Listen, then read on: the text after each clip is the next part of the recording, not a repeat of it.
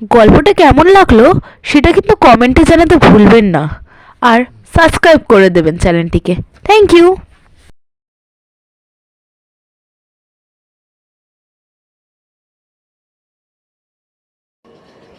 কিছুদিন আগেই দ্বিতীয় মহাযুদ্ধ শেষ হয়েছে। সত্যবতী ও দাদার সঙ্গে দার্জিলিং বেড়াতে গেছে। হ্যারিসন রোডের বাড়িতে আমি আর ব্যোমকেশ সকাল সকাল গরমে ভাজা ভাজা হচ্ছি আর দাবা খেলছি। দাবা খেলাটা আমি ব্যোমকেশকে শিখিয়েছিলাম, কিন্তু এখন দেখছি ওই আমাকে গজচক্র করবার ব্যবস্থা প্রায় পাকা করে ফেলেছে। কি হলো অজিত? কি চাল দেব ভাবছি, এমন সময় কলিং বেল বাজল। এ তো পিয়ন নয়। তবে আমরা প্রচণ্ড উৎসাহে একে অন্যের মুখের দিকে তাকালাম। এতদিনের খরা কাটিয়ে সত্যি সত্যি কি ব্যোমকেশের হাতে নতুন কেস এলো? ব্যোমকেশ চট করে পাঞ্জাবিটা গায়ে চড়িয়ে দরজা খুলল। দেখলাম একজন ভদ্রলোক দাঁড়িয়ে আছেন। ছিমছাম চেহারা, চাঁচা ছোলা ধারালো মুখ, চোখে ফ্রেমহীন কাঁচের চশমা, পরনে সাদা প্যান্টালুন, সিন্ধের হাতকাটা কামিজ, পায়ে মোজা নেই, শুধু বিনুনি করা চামড়ার গ্রিসান স্যান্ডেল। উনি মার্জিত কণ্ঠে বললেন, ব্যোমকেশবাবু। আমি, আসুন। ও আমার সহকারী বন্ধু অজিত। নমস্কার। নমস্কার। ভদ্রলোক ঘরে ঢুকে চেয়ারে এসে বসলেন। ব্যোমকেশ মাথার ওপর পাখাটা একটু বাড়িয়ে দিল। ভদ্রলোক একটা কার্ড বের করে ব্যোমকেশকে দিলেন। এই যে এইটা। নিশানাথ সেন, গোলাপ কলোনি, মোহনপুর, 24 পরগনা, BAR। কার্ডের অন্য পিঠে টেলিগ্রামের ঠিকানা, গোলাপ এবং ফোন নাম্বার। গোলাপ কলোনি নামটা নতুন ধরনের মনে হচ্ছে। গোলাপ কলোনি আমার ফুলের বাগানের নাম। আমি ফুলের ব্যবসা করি, শাকসবজিও আছে, ডেয়ারি ফার্মও আছে। ব্যোমকেশ তাকে তীক্ষ্ণ চোখে নিরীক্ষণ করে বলল, আচ্ছা, মোহনপুর কলকাতা থেকে কত দূর? শিয়ালদা থেকে ঘন্টা দুয়েক, তবে রেলওয়ে লাইনের ওপর পড়ে না। স্টেশন থেকে মাইল দুয়েক। নিশানাথবাবুর কথা বলার ভঙ্গিতে কোনো তাড়া নেই, কেমন যেন আলস্য ভাব। তবে এই আলস্য অবহেলার নয়, বরং তার সাবধানী মনের বাহ্য আবরণ মাত্র। সেটা তার সতর্ক মুখ দেখলেই বোঝা যায়। মনে হয় দীর্ঘকাল বাক সংযমের ফলে তিনি এইরকমভাবে কথা বলায় অভ্যস্ত হয়েছেন। নিশানাথ বাবু, আপনাকে দেখলে কিন্তু ব্যবসাদার মনে হয় না, এমনকি বিলিতি সওদাগরি অফিসের ব্যবসাদারও নয়। আপনি কতদিন এই ব্যবসা করছেন? 10 বছরের কিছু বেশি। আমাকে আপনার কি মনে হয় বলুন দেখি?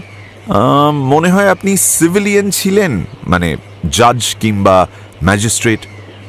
ধোঁয়াটে চশমার আড়ালে নিশানাথবাবুর চোখ দুটো একবার চঞ্চল হয়ে উঠল, কিন্তু তিনি শান্ত মন্থর কণ্ঠেই বললেন, কি করে আন্দাজ করলেন জানি না। আমি সত্যিই বোম্বাই প্রদেশের বিচার বিভাগে ছিলাম, সেশন জাজ পর্যন্ত হয়েছিলাম। তারপর অবসর নেই, এই 10 বছর হলো ফুলের চাষ করছি। মাফ করবেন, আপনার এখন বয়স কত? 57 চলছে। তার মানে আপনি 47 বছর বয়সে রিটায়ার করেছেন, কিন্তু আমি যতদূর জানি সরকারি চাকরির মেয়াদ তো 55 বছর পর্যন্ত। আবার ব্লাড প্রেশার আছে, বছর 10 আগে শুরু হয়। ডাক্তাররা বললেন মাথার কাজ বন্ধ করতে হবে, নইলে বাঁচব না। কাজ থেকে অবসর নিলাম, তারপর বাংলাদেশে এসে ফুলের ফসল ফলাচ্ছি। কিন্তু রক্তের চাপ বয়সের সঙ্গে বেড়েই চলেছে। এমনিতে ভাবনা চিন্তা কিছু নেই, কিন্তু সম্প্রতি আপনার ভাবনার বিশেষ কারণ ঘটেছে, নইলে আমার কাছে আসতেন না। এটা অনুমান করা অবশ্য শক্ত কাজ না। কিছুদিন হলো আমার কলোনিতে একটা ব্যাপার ঘটছে। আচ্ছা অজিতবাবু, আপনি তো সাহিত্যিক, ব্ল্যাকমেল শব্দের বাংলা প্রতিশব্দ কি আপনি বলতে পারেন? ব্ল্যাকমেল, দেখুন, ব্ল্যাকমেল মানে তো গুপ্ত কথা ফাঁস করে দেবার ভয় দেখিয়ে টাকা আদায় করা। আমি যদ্দূর জানি এক কথায়ের বাংলা প্রতিশব্দ নেই। আমিও তাই ভেবেছিলাম। যাই হোক, ওটা অবান্তর কথা। এবার ঘটনার কথা বলি শুনুন। আমার গোলাপ কলোনিতে যারা আমার অধীনে কাজ করে, মালিদের বাদ দিলে তারা সবাই ভদ্র শ্রেণীর মানুষ, কিন্তু সকলেই বিচিত্র ধরনের লোক। কাউকে ঠিক সহজ সাধারণ মানুষ বলা যায় না। স্বাভাবিক পথে জীবিকা অর্জন করা তাদের পক্ষে সম্ভব নয়, তাই তারা আমার কাছে এসে জুটেছে। আমি তাদের থাকবার জায়গা দিয়েছি, খেতে পড়তে দিই, মাসে মাসে কিছু হাত খরচ দিই। এই শর্তে তারা কলোনির কাজ করে। অনেকটা মঠের মতো ব্যবস্থা। খুব আরামের জীবন না হতে পারে, কিন্তু না খেয়ে মরবার ভয় নেই। আরেকটু পরিষ্কার করে বলুন তো, এদের পক্ষে স্বাভাবিক পথে জীবন কাটানো সম্ভব নয় কেন? এদের মধ্যে একদল আছে যারা শরীরের কোনো না কোনো খুঁতের জন্য স্বাভাবিকভাবে জীবনযাত্রা নির্বাহ করতে পারে না। যেমন পানু গোপাল, বেশ স্বাস্থ্যবান ছেলে, অথচ সে কানে ভালো শুনতে পায় না। কথা বলাও তার পক্ষে কষ্টকর। অ্যাডোনয়েডের দোষ আছে, লেখাপড়া শেখেনি। তাকে আমি গোশালার ভার দিয়েছি, সে গরু মোষ নিয়ে আছে। আর বাকিরা? বাকিদের অতীত জীবনে দাগ আছে।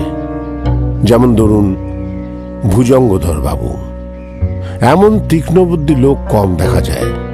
ডাক্তার ছিলেন, সার্জারিতে অসাধারণ হাত ছিল, এমনকি প্লাস্টিক সার্জারি পর্যন্ত জানতেন। কিন্তু তিনি এমন একটি অনৈতিক কাজ করেছিলেন যে তাঁর ডাক্তারি লাইসেন্স কেড়ে নেওয়া হয়। তিনি এখন কলোনির ডাক্তারখানার কম্পাউন্ডার হয়ে আছেন। বুঝেছি। সিগারেট চলে আপনার? আগে না, আপনি খান। আমি ব্লাড প্রেশারের পর ছেড়ে দিয়েছি। হ্যাঁ, যেটা বলছিলাম, কলোনির দৈনন্দিন জীবনযাত্রায় কোনো নতুনত্ব নেই। ফুল ফোটে, শাকসবজি হয়, মুরগি ডিম পাড়ে, দুধ থেকে ঘি মাখন তৈরি হয়। কলোনির একটা ঘোড়া টানা ভ্যান আছে, তাতে বোঝাই হয়ে রোজ সকালে মাল স্টেশনে যায়। সেখান থেকে ট্রেনে কলকাতায় আসে। মিউনিসিপ্যাল মার্কেটে আমাদের দুটো স্টল আছে, একটাতে ফুল বিক্রি হয় আর একটাতে শাকসবজি। এই ব্যবসা থেকে যে আয় হয় তাতে ভালোভাবেই চলে যায়। সমস্যাটা শুরু হলো কোথায়? গন্ডগোলটা শুরু হয় মাস 6 আগে। রাতে নিজের ঘরে ঘুমোচ্ছিলাম, হঠাৎ কাঁচ ভাঙার ঝনঝন শব্দ শুনতে পেয়ে ঘুমটা ভেঙে গেল। আলো জেলে মেঝের দিকে তাকাতেই দেখলাম একটা মোটরের স্পার্ক প্লাগ পড়ে আছে। আমি প্রথমে ভেবেছিলাম এটা কেউ বজ্জাতি করার জন্য করেছে। গোলাপ কলোনির কম্পাউন্ডে যাওয়া আসা করার জন্য কোনো বাধা নেই, ওই গরু ছাগল আটকানোর জন্য যেটুকু বেড়া লাগে আর কি। তবে এরপরে 10-12 দিন আর কোনো উপদ্রব হলো না। তারপর একদিন দরজা খুলে দেখি দরজার বাইরে একটা ভাঙা কার্বুরেটর পড়ে আছে। তার কিছুদিন পরে একটা মোটর হর্ন পেলাম, তারপর একটা ছেঁড়া মোটরের টায়ার। এইভাবেই চলতে থাকলো। মনে হচ্ছে টুকরো টুকরো ভাবে কেউ আপনাকে একখানি মোটর উপহার দেওয়ার চেষ্টা করছে। এর মানে কিছু বুঝতে পেরেছেন কি? পাগলের রসিকতা হতে পারে, কিন্তু এই অনুমান আমার নিজের কাছেও সন্তোষজনক নয়, তাই আপনার কাছে এসেছি। শেষবার মোটরের ভগ্নাংশ কবে পেয়েছেন? কাল সকালে। তবে এবার আর ভগ্নাংশ নয়, একটা আস্ত ছেলে খেলার মোটর। এটা একটা হাসির ব্যাপার হয়ে দাঁড়িয়েছে। এই ব্যাপারটা কলোনির সবাই জানে? জানি। আচ্ছা, আপনার মোটর আছে? না, আমাদের কোথাও যাতায়াত নেই, মেলামেশা নেই। সামাজিক জীবন কলোনির মধ্যেই আবদ্ধ, তাই ইচ্ছে করেই মোটর রাখিনি। কলোনিতে এমন কেউ আছে যার কোনো কালে মোটরের সঙ্গে সম্পর্ক ছিল? আমাদের কোচম্যান মুশকিল মিয়া আগে মোটর ড্রাইভার ছিল। বারবার র্যাশ ড্রাইভিংয়ের জন্য লাইসেন্স কেড়ে নেওয়া হয়েছে। ওর আসল নাম নুরুদ্দিন না অন্য কিছু মনে পড়ছে না। সকলে ওকে মুশকিল মিয়া বলে। আর আমার ভাইপো বিজয়ের একটা মোটর বাইক ছিল, কখনো চলতো কখনো চলতো না। গত বছর বিজয় সেটা বিক্রি করে দিয়েছে। আপনার ভাইপো? তা তিনিও কলোনিতে থাকেন?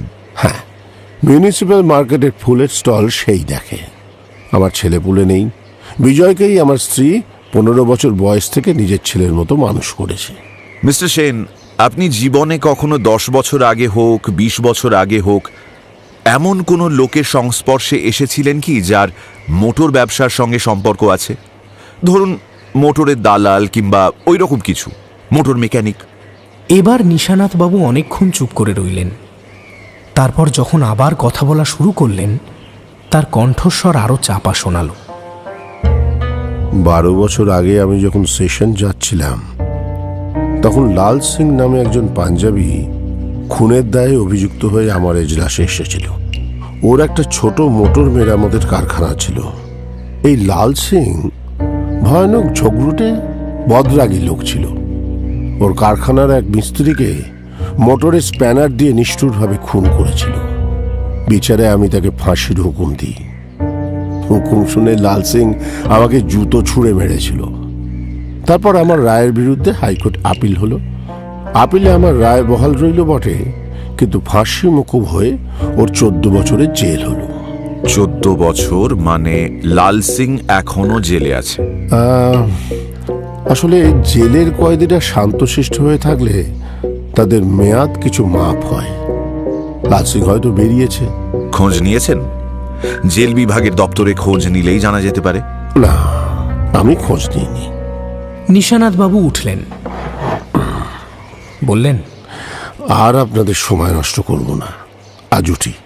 আমার যা বলবার ছিল সবই বলেছি। দেখবেন যদি কিছু হদিশ পান কে এমন অনর্থক উৎপাত করছে, সেটা আমার জানা দরকার। ব্যোমকেশও উঠে দাঁড়িয়ে বলল, অনর্থক উৎপাত নাও হতে পারে। তাহলে উৎপাতের অর্থ কি, সেটা আরো বেশি করে জানা দরকার। প্যান্টের পকেট থেকে এক গোছা নোট নিয়ে কয়েকটা গুণে টেবিলের উপর রাখলেন। আপনার পারিশ্রমিক 50 টাকা আগাম দিয়ে গেলাম, যদি আরো লাগে পরে দেব। ধন্যবাদ। নিশানাথবাবু দরজার দিকে চললেন। দরজা পর্যন্ত গিয়ে নিশানাথবাবু দ্বিধা নিয়ে ফিরে দাঁড়ালেন। আর একটা কথা মনে পড়ল, সামান্য কাজ, কিন্তু ভাবছি আপনাকে বলা উচিত হবে কিনা। বলুন না। একজন মহিলার সন্ধান করতে হবে। সিনেমার অভিনেত্রী ছিল, নাম সুনয়না। বছর 2 আগে একটা বাজে ছবিতে ছোট পাঠ করেছিল, তারপর হঠাৎ উধাও হয়ে যায়। যদি তার সন্ধান পান ভালো, নইলে তার সম্বন্ধে যতটা খবর সংগ্রহ করা যায় সেটা করতে হবে। আর যদি সম্ভব হয় তার একটা ফটোগ্রাফ জোগাড় করতে হবে। সিনেমার অভিনেত্রী ছিল মানে ফটো জোগাড় করা শক্ত হবে না। 2-1 দিনের মধ্যেই আমি আপনাকে খবর দেব। ধন্যবাদ। নিশানাথবাবু চলে গেলেন। ব্যোমকেশ প্রথমেই পাঞ্জাবিটা খুলে ফেলল, তারপর নোটগুলো টেবিল থেকে তুলে গুনে দেখল। ওর মুখে হাসি ফুটল। নোটগুলো দেরাজের মধ্যে রাখতে রাখতে বলল, নিশানাথবাবু কেতাদুরস্ত সিভিলিয়ান হতে পারেন, কিন্তু তিনি বিষয়ী লোক নন। 50 টাকা দিলাম বলে 60 টাকার নোট রেখে গেছেন। লোকটি বুদ্ধিমান, কিন্তু টাকা কড়ি সম্বন্ধে একটু ঢিলে প্রকৃতির। আচ্ছা ব্যোমকেশ, উনি যে সিভিলিয়ান ছিলেন তুমি এত সহজে বুঝলে কি করে? সিগারেট ধরিয়ে ব্যোমকেশ তক্তপোষে এসে বসল। উনি যে পোশাকে এসেছিলেন সেটা দেখেই বুঝলাম। সাধারণ বাঙালি ভদ্রলোক ওরকম পোশাক পরেও না, নিজের পরিচয় দেবার জন্য কার্ডও বের করে না। ওটা বিশেষ ধরনের শিক্ষা দীক্ষার লক্ষণ। ওর কথা বলার ভঙ্গিতেও একটা মন্থরতা আছে, কিন্তু ওসব কিছু নয়। আসল কথা হচ্ছে উনি কি জন্যে আমার কাছে এসেছিলেন। প্রথম সমস্যা মোটরের পার্টস, দ্বিতীয় ওই অভিনেত্রী সুনয়না। আমার তো মনে হয় প্রথম সমস্যাই প্রধান। তোমার কি মনে হয়? এখনই বলা মুশকিল। নিশানাথবাবু চাপা স্বভাবেরও হতে পারেন। আমার কাছে আসল উদ্বেগের কারণটা হয়তো বললেনই না। তবে ওর যা বয়স, তাতে কোনো অভিনেত্রীর পেছনে আগ্রহ দেখিয়ে। তার চেয়ে বড় কথা, আমার মনে হয় না ওর মানসিকতা সেরকম। উনি মানুষকে শ্রদ্ধার চোখে দেখেন না, আবার ঘৃণাও করেন না। একটু তিক্ত কৌতুক মিশ্রিত অবজ্ঞার ভাব নিয়ে থাকেন। তা তুমি এখন কি করবে? মোটরের ব্যাপারে তো চিন্তা ছাড়া কিছু করবার নেই। আপাতত পলাতক অভিনেত্রী সুনয়নার খোঁজ করাই প্রধান কাজ। আচ্ছা, ব্ল্যাকমেল শব্দটা নিয়ে ওনার এত কৌতূহল কেন? লাল সিং, উনি কি ভাবছেন যে লাল সিং জেল থেকে বেরিয়ে ওনাকে ব্ল্যাকমেল করবে? কিন্তু কেন? উনি তো বেআইনি কিছু করেননি। আসামিকে ফাঁসির হুকুম দেওয়া বেআইনি কাজ নয়। তবে লাল সিং প্রতিশোধ নেবার চেষ্টা করতে পারে। হয়তো এই 12 বছর ধরে সে রাগ পুষে রেখেছে, কিন্তু নিশানাথবাবুর ভাব দেখে তা মনে হয় না। তিনি যদি লাল সিংকে সন্দেহ করতেন, তাহলে অন্তত খোঁজ নিতেন সে জেল থেকে বেরিয়েছে কিনা। নিশানাথ বাবুর স্মৃতিশক্তি বোধহয় খুব প্রখর। এটা জানলে কি করে? কর্মজীবনে এত ফৌজদারি মামলার বিচার করেছেন, সব আসামির নাম মনে রাখা সম্ভব নয়, কিন্তু তিনি লাল সিং এর নাম ঠিক মনে করে রেখেছেন। লাল সিং তাকে জুতো ছুঁড়ে মেরেছিল, হয়তো সেই কারণেই নামটা মনে আছে। যাই হোক, আপাতত তুমি উঠে পড়ো, 1টা বাজে।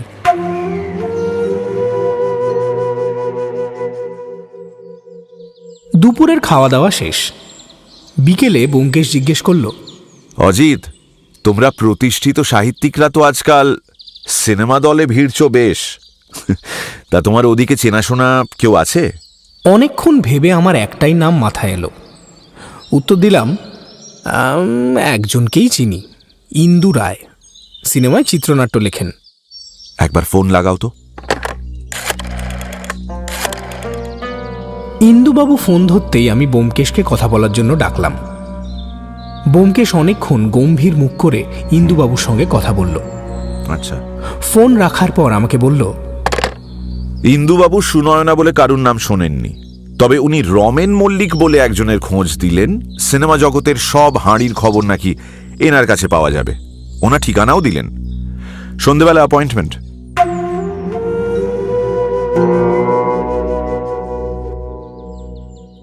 আমরা যখন রমেন মল্লিকের পেল্লায় বাড়িতে গিয়ে পৌঁছলাম তখন বিকেল 5:30 বাজে। প্রাথমিক আলাপচারিতার পর ব্যোমকেশ ওনাকে জিজ্ঞেস করল, সুনয়না নামের একটি মেয়ে বছর 2 আগে। রমেনবাবু একটু উত্তেজিত হয়ে বললেন, সুনয়না মানে নেত্রকালী? সুনয়নার নামটা ছাড়া আমরা আর বিশেষ কিছুই জানি না। সুনয়নার আসল নাম নৃত্যকালী। আজ থেকে আন্দাজ 2.5 বছর আগে একদিন সকালের দিকে আমি গৌরাঙ্গ স্টুডিওর মালিক গৌরহরিবাবুর অফিসে ওকে প্রথম দেখি। চেহারা এমন কিছু আহামরি নয়, তবে বয়স কম, চটক ছিল। গৌরহরিবাবু ওকে ছোটোখাটো রোলে ট্রাই করাবেন ভাবলেন, কিন্তু নৃত্যকালী খুব ভালো অভিনয় করায় কুন্দনন্দিনীর পাঠ দিলেন।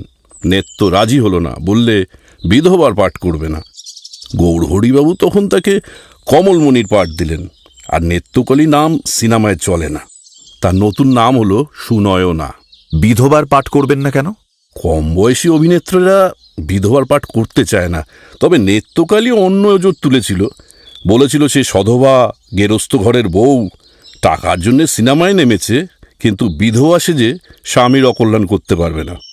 যাকে বলে নাচতে নেমে ঘোমটা। আশ্চর্য বটে। তারপর গৌরহরিবাবু তাকে মাইনে দিয়ে রেখে দিলেন। সিনেমাটা রিলিজ করলেও চলেনি, তবে কমলমণির অভিনয় দেখে সবাই মুগ্ধ হয়ে গেল। সবচেয়ে আশ্চর্য তার মেকআপ। সে নিজে নিজের মেকআপ করত, এত চমৎকার মেকআপ করেছিল যে পর্দায় তাকে দেখে নেত্রকালী বলে চেনাই গেল না। অন্য আরেকটা ছবিতেও কাজ করেছিল, সেখানেও যেমন অভিনয় তেমন মেকআপ। এখন মনে হয় নেত্রকালীর আসল চেহারা হয়তো আসল চেহারা নয়, মেকআপ। সুনয়নার আসল চেহারার ফটো বোধহয় নেই। না। এরপর রমেনবাবু আমাদের সুনয়না অর্থাৎ নৃত্যকালীর জীবনের এক অদ্ভুত ঘটনার কথা বললেন। মুরারি দত্ত নামে একজনের খুনের অভিযোগে সুনয়নার নামে নাকি ওয়ারেন্ট বেরিয়েছিল। এই মুরারি দত্ত ভদ্রলোককে নিকোটিন বিষ দিয়ে খুন করা হয়েছিল। যাই হোক, রমেনবাবুর বলা শেষ হলে ব্যোমকেশ হাসি মুখে উঠে দাঁড়িয়ে বলল, ধন্যবাদ, আর আপনার সময় নষ্ট করব না। চলি, নমস্কার। নমস্কার।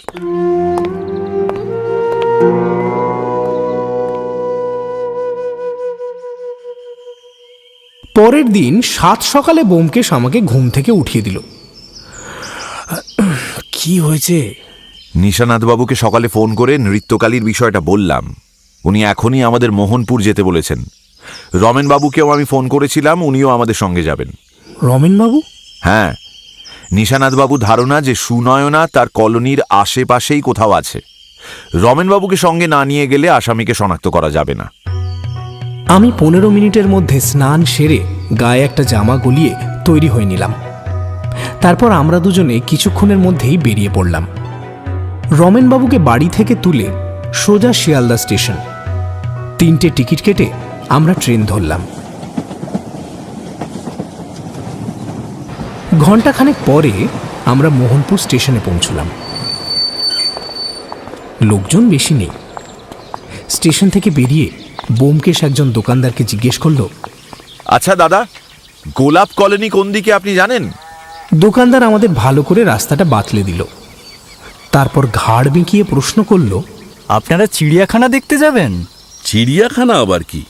যার নাম চিড়িয়াখানা তারই নাম গোলাপ কলোনি। জায়গাটা আজব আজব সব মানুষে ভর্তি মশাই। আলিপুরেও এমন চিড়িয়াখানা নেই। হঠাৎ পেছন থেকে কে যেন আমাদের ডাকতে শুরু করলো, ব্যোমকেশ বাবু, ও ব্যোমকেশ বাবু। আমরা পেছনে ঘুরে তাকালাম। দেখলাম একটু দূরেই একটা ঘোড়ার গাড়ি দাঁড়িয়ে আছে, আর সেই গাড়ির সামনে একটা বয়স্ক মুসলমান লোক মুখে একটা বিড়ি নিয়ে আমাদের দিকে তাকিয়ে আছে। তার কাছে যেতেই লোকটা বলল, আপনারা কলকাতা থেকে আইছেন তো? হ্যাঁ, গোলাপ কলোনি যাব। লোকটা বিড়িটা ফেলে মাথা চুলকোতে চুলকোতে জবাব দিল, আপনাকে লইয়া যাইবার কথা বাবু কইছেন, কিন্তু একটা মুশকিল হইছে। আমি এবার বুঝতে পারলাম যে ইনিই হলেন মুশকিল মিয়া। মুশকিল কিসের? রসিক বাবু গো এই ট্রেনে আউনের কথা, তা উনি তো এখনো আইলেন না। পরের ট্রেনের জন্য সবুর করতে হইব। রসিক বাবুটিকে? কলোনির বাবু, রোজ 2 বেলা ট্রেনে আয়েন যায়েন, আজ কোনো কারণে দেরি হইতাছে। রোদের তাপ বাড়ছিল বলে আমরা গাড়ির ভেতরে গিয়ে বসলাম। মুশকিল মিয়া আমাদের সঙ্গে গল্প জুড়ে দিলেন। ব্যোমকেশ ওকে জিজ্ঞেস করলো, আচ্ছা, তোমার নাম তো নুরুদ্দিন, তাই না? নাম তো কর্তা সৈয়দ নুরুদ্দিন, কিন্তু মুশকিল হইছে বাবুরা আবদার কইরা মুশকিল মিয়া ডাকেন। তা কতদিন আছো গোলাপ কলোনিতে? তা বাবু আন্দাজ 7-8 বছর হইব। আমি পুরানো লোক। তোমার গাড়ি আর ঘোড়াও তো বেশ পুরনো মনে হচ্ছে। আর কন কেন কর্তা, বড় বিবিরে কতবার কইছি 2টা গাড়ি ঘোড়ারে বাতিল কইরা নতুন মোটর ভ্যান খরিদ করেন। তা মুশকিল হইছে বড় বিবি কয় টাকা নাই। বড় বিবিকে? নিশানাথ বাবুর স্ত্রী? হ, ভারী লক্ষ্মীমন্তর মাইয়া। তিনি বুঝি কলোনি দেখাশোনা করেন? দেখাশোনা কর্তা বাবু করেন, কিন্তু ওই টাকা কড়ির হিসাব নিকাশ বড় বিবির হাতে। তা বড় বিবি টাকা নাই বলে কেন? কলোনির ব্যবসা কি ভালো চলে না? মুশকিল মিয়ার ঘোলাটে চোখে একটা গভীর অর্থপূর্ণ ইঙ্গিত ফুটে উঠল। সে বলল, চলে তো ভালোই, এত ফুল ফল ঘি মাখন আন্ডা যায় কোথায়? তবে কি জানেন কর্তা, ওই কথায় আছে না, লাভের গুড় পিঁপড়ায় খাইয়া যায়।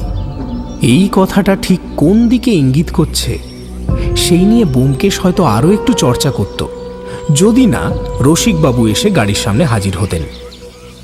ভদ্রলোকের বয়স আন্দাজ 35। শীর্ণ দেহে লং ক্লথের পাঞ্জাবি অত্যন্ত বেমানান লাগছে। গাল বসা খাপড়া ওঠা মুখ, জোড়া ভুরুর নিচে চোখ দুটো ঘন সন্নিবিষ্ট, মুখে খুঁতখুঁতে অতৃপ্ত ভাব। গাড়ির মধ্যে আমাদের বসে থাকতে দেখে তার মুখটা আরও খুঁতখুঁতে হয়ে উঠল।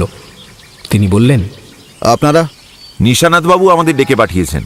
রসিকবাবুকে দেখে মনে হলো উনি ব্যোমকেশের নাম জানেন। চট করে গাড়িতে উঠে বললেন, মুশকিল, গাড়ি হাঁকাও, গাড়ি হাঁকাও, এমনিতেই দেরি হয়ে গেছে। ঘোড়ার গাড়ি চলতে শুরু করলো। রসিকবাবু এবার ভালো করে নিজের পরিচয় দিলেন। ওনার পুরো নাম রসিকলাল দে। উনি হগ মার্কেটে তরিতরকারির দোকানের ইনচার্জ। কথার ফাঁকে আমি অবাক হয়ে লক্ষ্য করলাম যে ওনার ডান হাতের একটা বুড়ো আঙুল ছাড়া বাকি কোনো আঙুল অবশিষ্ট নেই। কেউ যেন বাকি 4টে আঙুল নিখুঁতভাবে কেটে বাদ দিয়ে দিয়েছে। ব্যোমকেশ রসিকবাবুকে জিজ্ঞেস করলো, আপনি কি আগে কখনো কলকারখানায় কাজ করতেন? আগে কটন মিলে মিস্ত্রি ছিলাম। একদিন করাত মেশিনে হাত ঢুকে যেতে আঙুলগুলো গেল, আর কাজ জুটল না। এই 2 বছর হলো নিশানাথ বাবু আমাকে গোলাপ কলোনিতে থাকতে দিয়েছেন। গাড়িতে আর কোনো কথা হলো না। গাড়ি ক্ষুদ্র শহরের সংকীর্ণ গণ্ডি পেরিয়ে খোলা মাঠের রাস্তা ধরল। আমি ভাবতে লাগলাম, গোলাপ কলোনির কতগুলো নাম। কেউ বলে চিড়িয়াখানা, কেউ বলে পিজরাপোল, কে জানে ওখানকার অন্য লোকগুলো কেমন। মুশকিল মিয়ার রথ গোলাপ কলোনির ভেতর ঢুকে গেল।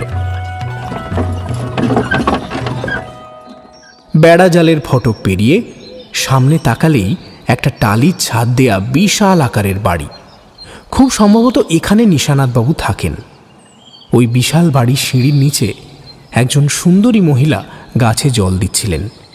গাড়ির শব্দ শুনে ওই মহিলা একবার আমাদের দিকে তাকালেন, তারপর দ্রুত বেগে বাড়ির ভেতরে ঢুকে গেলেন। ব্যোমকেশ আর আমি দুজনেই রমেনবাবুর দিকে একবার তাকালাম। রমেনবাবু আমাদের দিকে তাকিয়ে একবার মাথা নেড়ে বললেন, এই মহিলা যেই হন সুনয়না নয়। কিছুক্ষণ পরেই নিশানাথবাবু বেরিয়ে এলেন, পরনে ঢিলা পায়জামা আর লিনেনের কুর্তা। হাসি মুখে বললেন, আসুন আসুন, রোদ্দুরে খুব কষ্ট হয়েছে নিশ্চয়ই। এই পর্যন্ত বলেই ওর নজর গেল রসিকের দিকে। রসিক আমাদের সঙ্গেই গাড়ি থেকে নেমেছিল এবং সবার অলক্ষ্যে নিজের ঘরের দিকে যাচ্ছিল। তাকে দেখে নিশানাথবাবুর মুখের হাসি মিলিয়ে গেল। তিনি বললেন, হিসেবের কি হলো রসিক? রসিক একটু দ্বিধা নিয়ে বলল, আগে আজ হয়ে উঠল না, কাল পরশুর মধ্যেই দেব। নিশানাথবাবু আর কিছু বললেন না, আমাদের নিয়ে বসার ঘরে ঢুকলেন। বসার ঘরটা মাঝারি আয়তনের, আসবাবে জাঁকজমক নেই, কিন্তু পারিপাট্য আছে। মাঝখানে একটা নিচু গোল টেবিল, তাকে ঘিরে কয়েকটা গদি আঁটা চেয়ার, দেয়ালের গায়ে বইয়ের আলমারি, এক কোণে টেলিফোন, তার পাশে রোল টপ টেবিল, বাইরের দিকে দেয়ালে দুটো জানলা। নিশানাথবাবু আমাদের জিজ্ঞেস করলেন, আপনারা আগে ভেতরে এসে একটু জিরিয়ে নেবেন, নাকি কলোনির সবার সঙ্গে পরিচয় করে নেবেন? আমি বলি কি, আপনার কলোনিটা একবার ঘুরে দেখে নি আগে। বেশ, চলুন। আমরা সবাই এগোতে যাচ্ছিলাম। এই সময় একজন মহিলা ঘরে ঢুকলেন। তার হাতে একটা ট্রের ওপর কয়েকটা শরবতের গেলাস। দেখলাম এই মহিলা সেই একই মহিলা যিনি একটু আগে গাছে জল দিচ্ছিলেন। নিশানাথবাবু ওই মহিলার দিকে ইশারা করে বললেন, ইনি আমার স্ত্রী দময়ন্তী। সত্যি কথা বলতে আমি এটা শুনে একটু অপ্রস্তুতি হলাম। আমি স্বভাবতই একটা ধারণা করেছিলাম যে নিশানাথবাবুর স্ত্রী একজন বয়স্ক ব্যক্তি হবেন, কিন্তু দময়ন্তী দেবীর বয়স 30 বছরের বেশিও নয়। সুগঠিত স্বাস্থ্যপূর্ণ দেহ, সুশ্রী মুখ, টকটকে রং, দেহ যৌবনের লালিত্য হারায়নি। সবার উপরে রয়েছে একটা সংযত আভিজাত্যের ভাব। দময়ন্তী দেবী চলে গেলেন। নিশানাথবাবু বললেন, এখানে চাকর বাকর নেই তো, নিজেদের কাজ নিজেরাই করি। সে তো খুব ভালো কথা, কিন্তু আমরা এসে মিসেস সেনের কাজ বাড়িয়ে দিলাম না তো? আমাদের জন্য আবার নতুন করে রান্নাবান্না? না না না, আপনাদের আসার খবর আগেই দিয়েছি, কোনো অসুবিধা হবে না। মুকুল বলে একটি মেয়ে আছে, রান্নার ভার তারই। আমার স্ত্রী সাহায্য করেন। এরপর আমরা চারজন বাগানের দিকে হাঁটতে শুরু করলাম। নিশানাথবাবু হঠাৎ ব্যোমকেশকে জিজ্ঞেস করলেন, আগে কি একবার মোটর পার্টসগুলো দেখে নিলে ভালো হতো? যদিও আঙুলের ছাপ কিছু নেই মনে হয়। আমার কি মনে হয় জানেন, যে আপনাকে উপহারগুলো পাঠাচ্ছে সে খুব কাছেই থাকে। কি করে বুঝলেন? আসার সময় একটা মাঠ দেখতে পেলাম, ভাঙা মোটরের ধাপা, সম্ভবত দ্বিতীয় বিশ্বযুদ্ধের সময়ের। আপনার উপহারগুলো ওখান থেকেই সংগ্রহ করা হচ্ছে। আচ্ছা, এখানে আশেপাশে কোনো বসতি আছে? না, এই কলোনি থেকে একটু দূরে মোহনপুর গ্রাম। ওই গ্রাম থেকে অনেকে এখানে কাজ করতে আসে। মোহনপুরে ভদ্র শ্রেণীর কেউ থাকে? দু এক ঘর থাকতে পারে, কিন্তু বেশিরভাগই চাষাহুসো। তাদের কাউকে আমি চিনিও না, অবশ্য মালিদের ছাড়া। সুতরাং সেদিক থেকে উপহার পাবার কোনো সম্ভাবনা নেই, কারণ আমার মনে হয় যিনি উপহার পাঠাচ্ছেন তিনি কোনো এক ভদ্র শ্রেণীর লোক। আর একটু হেঁটে আমরা একটা গোয়ালের সামনে এসে দাঁড়ালাম। বেড়া দিয়ে ঘেরা অনেকটা জমি, তার পেছনে লম্বা খড়ের চালা। চালার মধ্যে অনেকগুলো গরু বাছুর বাঁধা আছে। গোয়ালের ঠিক গায়ে একটা ছোট্ট টালি ছাওয়া ঘর। আমরা সামনে যেতেই একটা ছেলে তাড়াতাড়ি ঘর থেকে বেরিয়ে এলো। গায়ে গেঞ্জি, হাঁটু পর্যন্ত কাপড়।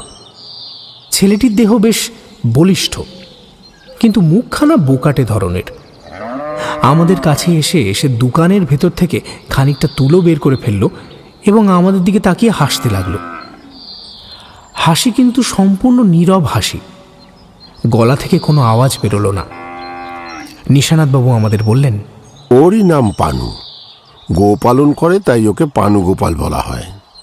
কানে কম শোনে, পানু যে একেবারে কথা বলতে পারে না তা নয়, কিন্তু একটু উত্তেজিত হলেই কথা আটকে যায়। ছেলেটা ভালো, কিন্তু ভগবান মেরেছেন। চলুন এবার আমরা এগোই। আমরা আবার হাঁটতে শুরু করলাম। আমি আর ব্যোমকেশ দুজনেই একবার পানুগোপালের দিকে পেছন ফিরে তাকালাম। পানুগোপাল একটা কোনায় গিয়ে কানে তুলো গুঁজতে শুরু করেছে। ব্যোমকেশ নিশানাথবাবুকে জিজ্ঞেস করল, ও কানে তুলো গুচ্ছে কেন? ওর কান থেকে মাঝে মাঝে পুঁজ বেরোয়, তাই তুলো গুঁজতে হয়। আমরা এবার গোয়াল থেকে ডান দিকের বাঁকটা নিলাম। নিশানাথবাবুর বাড়ির পেছনে একটা লম্বাটে গোছের ছোট বাড়ি। নিশানাথবাবু ওই বাড়ির সামনে দাঁড়িয়ে বললেন, চলুন আপনাদের একবার রান্নাঘরটা দেখাই। একটি লম্বা ঘরকে 3 ভাগ করা হয়েছে। এক পাশে রান্নাঘর, মাঝখানে খাবার ঘর, আর অন্য পাশে স্নানের ব্যবস্থা। ঘরে ঢুকেই দময়ন্তী দেবীকে দেখতে পেলাম। নিশানাথবাবু স্ত্রীকে জিজ্ঞেস করলেন, এ কি, তুমি রান্না করছো কেন? মুকুল কোথায়? দময়ন্তী দেবী উত্তর দিলেন, না না, ঠিক আছে, মুকুলের মাথা ধরেছে বলেও ও একটু নিজের ঘরে শুয়ে আছে। আর বনলক্ষ্মী সে কোথায়? তাকে ডাকুনি কেন? আরে বাবা, কারুর সাহায্য লাগবে না, আমি আজকে একাই সামলে নেব। ঠিক এই সময় একজন সুদর্শন জোয়ান ছেলে গামছা দিয়ে মাথা মুছতে মুছতে রান্নাঘরে ঢুকে এলো। তারপর দময়ন্তী দেবীকে উদ্দেশ্য করে বলল, কাকিমা আমাকে খেতে দিয়ে দেবে একটু, আমাকে এক্ষুনি কলকাতা যেতে হবে।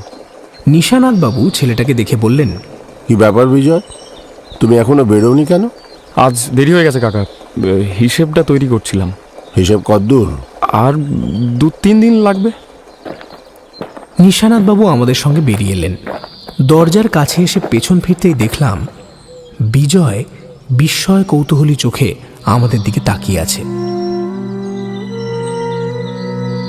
আমার সঙ্গে চোখাচোখি হতেই সে ঘাড় নিচু করল। বাইরে এসে ব্যোমকেশ নিশানাথবাবুকে জিজ্ঞেস করল, আপনার ভাইপো? উনি বুঝি ফুলের দোকান দেখেন? আগে হ্যাঁ। কিন্তু একটা জিনিস আমি বুঝতে পারলাম, গোলাপ কলোনির ব্যবসায় হিসেবের বিস্তর গোলমাল আছে। রসিকলাল, বিজয় কেউই মালিককে হিসেব দিয়ে উঠতে পারছে না। যেদিক দিয়ে এসেছিলাম সেদিক দিয়েই ফিরে চললাম। হঠাৎ একটা পাতি হাঁস আমার মুখের ঠিক সামনে দিয়ে উড়ে কোথায় যেন চলে যাচ্ছিল। আমি দেখলাম যে হাঁসটার পেছনে একজন মহিলা দৌড় দিয়েছে। ইনি কে? মুশকিলের বউ, নজর বিবি। নজর বিবি নামটা যেন সুনয়নার কাজ ঘেঁষে যায়। হঠাৎ মাথায় এলো, যে মহিলা খুন করে আত্মগোপন করতে চায়, মুসলমান অন্তঃপুরের চেয়ে আত্মগোপনের ভালো জায়গা সে আর কোথায় পাবে? আমি রমেনবাবুর দিকে সরে গিয়ে চুপি চুপি জিজ্ঞেস করলাম, কেমন দেখলেন? নেত্যকালী নয়, কিন্তু কিছু বলা যায় না। বুঝলাম রমেনবাবু নেত্যকালীর মেকআপ করার অসামান্য ক্ষমতার কথা ভাবছেন, কিন্তু মুশকিল মিয়ার বউ দিনরাত মেকআপ করে থাকে, এও বা কী করে সম্ভব? এর মধ্যেই আমরা আরেকটা বাড়ির সামনে এলাম। এখানে কে থাকে? প্রফেসর নেপাল গুপ্ত আর তাঁর মেয়ে মুকুল। নেপাল গুপ্ত নামটা চেনা চেনা ঠেকছে। বছর 3-4 আগে এর নাম কাগজে দেখেছি মনে হচ্ছে, ঠিক মনে পড়ছে না। অসম্ভব নয়। নেপালবাবু এক কলেজে কেমিস্ট্রির অধ্যাপক ছিলেন। তিনি রাতে গিয়ে ল্যাবরেটরিতে কাজ করতেন। একদিন ল্যাবরেটরিতে বিরাট বিস্ফোরণ হলো। নেপালবাবু গুরুতর আহত হলেন। কর্তৃপক্ষ সন্দেহ করলেন নেপালবাবু লুকিয়ে লুকিয়ে বোমা তৈরি করছিলেন। চাকরি তো গেলই, পুলিশের নজরবন্দি হয়ে রইলেন। যুদ্ধের পর পুলিশের শুভদৃষ্টি থেকে মুক্তি পেলেন বটে, কিন্তু চাকরি আর জুটল না। বিস্ফোরণের ফলে তার চেহারা এবং চরিত্র দুই দাগি হয়ে গেছে। সত্যি কি উনি বোমা তৈরি করছিলেন? মানে উনি নিজে কি বলেন? উনি তো বলেন উনি গাছের সার তৈরি করছিলেন। এখানে এসে সার তৈরি করা ছাড়েননি, বাড়িতে ল্যাবরেটরি করেছেন, অর্থাৎ gas cylinder, Bunsen burner, test tube, retort ইত্যাদি জোগাড় করেছেন। কথা বলতে বলতে আমরা নেপালবাবুর ঘরে ঢুকলাম। ঘরে ঢুকে দেখলাম ঠিক মাঝখানে একটা খাটের ওপর বসে আছেন একজন বৃদ্ধ লোক। তার সামনে একটা দাবার ছক, ছকের ওপর কয়েকটা ঘুঁটি সাজানো আছে। বৃদ্ধ এক মনে সেদিকে তাকিয়ে আছেন। দেখে নিশানাথবাবুর বয়সী মনে হলো। গায়ের রং তামাটে কালো, মুখের একটা পাশ পুড়ে ঝামার মতো কর্কশ হয়ে গেছে, মনে হয় বোমা বিস্ফোরণের চিহ্ন। নিশানাথবাবু ডাকলেন, কি হচ্ছে প্রফেসর? নেপালবাবু দাবার ছক থেকে চোখ তুললেন। চোখ দুটো আকারে হাঁসের ডিমের মতো এবং মনির চারপাশে রক্ত যেন জমাট হয়ে আছে। দৃষ্টি বাঘের মতো উগ্র। তিনি হেড়ে গলায় বললেন, নিশানাথ, এসো, সঙ্গে কারা? আমরা চারজন ভেতরে ঢুকে গেলাম। নিশানাথবাবু লোকটার দিকে ইশারা করে বললেন, ইনি হলেন প্রফেসর নেপাল গুপ্ত। আর নেপাল, এনারা কলকাতা থেকে বাগান দেখতে এসেছেন। বাগানে দেখাবার মতো কি আছে তোমার? আমার সার যদি লাগাতে তাহলে দেখবার মতো হতো। তোমার সার লাগালে আমার বাগান মরুভূমি হয়ে যেত। দেখো নিশানাথ, তুমি যা বোঝো না তা নিয়ে তর্ক করো না। সয়েল কেমিস্ট্রির কি জানো তুমি? আচ্ছা ঠিক আছে, সে যাক। এখন নতুন কি গবেষণা হচ্ছে? তামাক নিয়ে এক্সপেরিমেন্ট আরম্ভ করেছি। বিজ্ঞানের কৌশলে বিষও অমৃত হয়, বুঝেছ? আচ্ছা ঠিক আছে, তামাক থেকে যখন অমৃত বেরোবে তখন কিন্তু তোমাকেই প্রথম চেখে দেখতে হবে। এখন যাই, বেলা বাড়ছে, এদের বাকি বাগানটা দেখিয়ে বাড়ি ফিরবো। অবৈজ্ঞানিক লোম্যান হলেও তোমাদের জানা উচিত যে নতুন ওষুধ প্রথমে ইতর প্রাণীর ওপর পরীক্ষা করে দেখতে হয়, যেমন ইঁদুর, গিনিপিগ। তাদের ওপর ফল যখন ভালো হয় তখন মানুষের ওপর পরীক্ষা করতে হয়। এমন মানুষের ওপর পরীক্ষা করতে হয় যারা মরলেও ক্ষতি নেই। অনেক অপদার্থ লোক আছে যারা মরলে পৃথিবীরই মঙ্গল। নিশানাথবাবু অর্থপূর্ণভাবে বললেন, হ্যাঁ তা আছে বটে। আপনি বুঝি ভালো দাবা খেলেন? আপনি জানেন দাবা খেলতে? সামান্য জানি। বোমকেশ আমাদের দিকে একবার চোখের ইশারা করে খেলায় বসে গেল। মুহূর্তের মধ্যে দুজনের আর বাহ্য জ্ঞান রইল না। ওদের রেখে আমরা বেরিয়ে এলাম। আমরা যে উদ্দেশ্যে ঘুরে বেড়াচ্ছি তাতে বোমকেশের উপস্থিতি অত্যাবশ্যক নয়, রমেনবাবুর উপস্থিতি আসল। বাড়ির বাইরে এসে পেছন দিকে জানলা খোলার শব্দে আমরা তিনজনেই পেছনে তাকালাম। বাড়ির পাশের দিকের একটা জানলা খুলে গেছে এবং একটি 19-20 বছরের মেয়ে রুক্ষ উৎকণ্ঠা ভরা চোখে আমাদের দিকে তাকিয়ে আছে। আমরা ফিরে তাকাতেই সে তাড়াতাড়ি জানলা বন্ধ করে দিল। এক নজর দেখে মনে হলো মেয়েটা দেখতে ভালো, ফর্সা রং, কোঁকড়া চুল, মুখের গড়ন একটু কঠিন গোছের। ওকে? মুকুল, ওই নেপালবাবুর মেয়ে। ওকে আগে দেখেছি, সিনেমা স্টুডিওতে দেখেছি। কিন্তু ও তো সুনয়না নয়। না, বোধহয় ও সুনয়না নয়।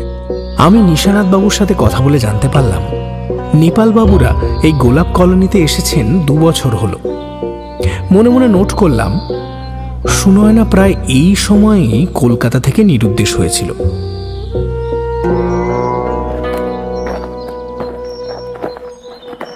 মোড়ের কাছে এসে পৌঁছলাম। সামনে পেছনে রাস্তা চলে গেছে। মোড়ের উপর দাঁড়িয়ে নিশানাথবাবু পেছনের ঘরের দিকে আঙুল দেখিয়ে বললেন, সব শেষের কুঠিতে রসিক থাকে। তার এদিকের কুঠি ব্রজদাসের। ব্রজদাস এখন বৈষ্ণব, তবে আগে ছিল জজ সেরেস্তার কেরানি।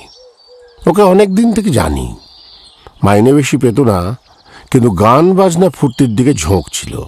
সেরেস্তার কেরানিরা একটু আধটু উপরি টাকাটা শিখেটা নিয়েই থাকে।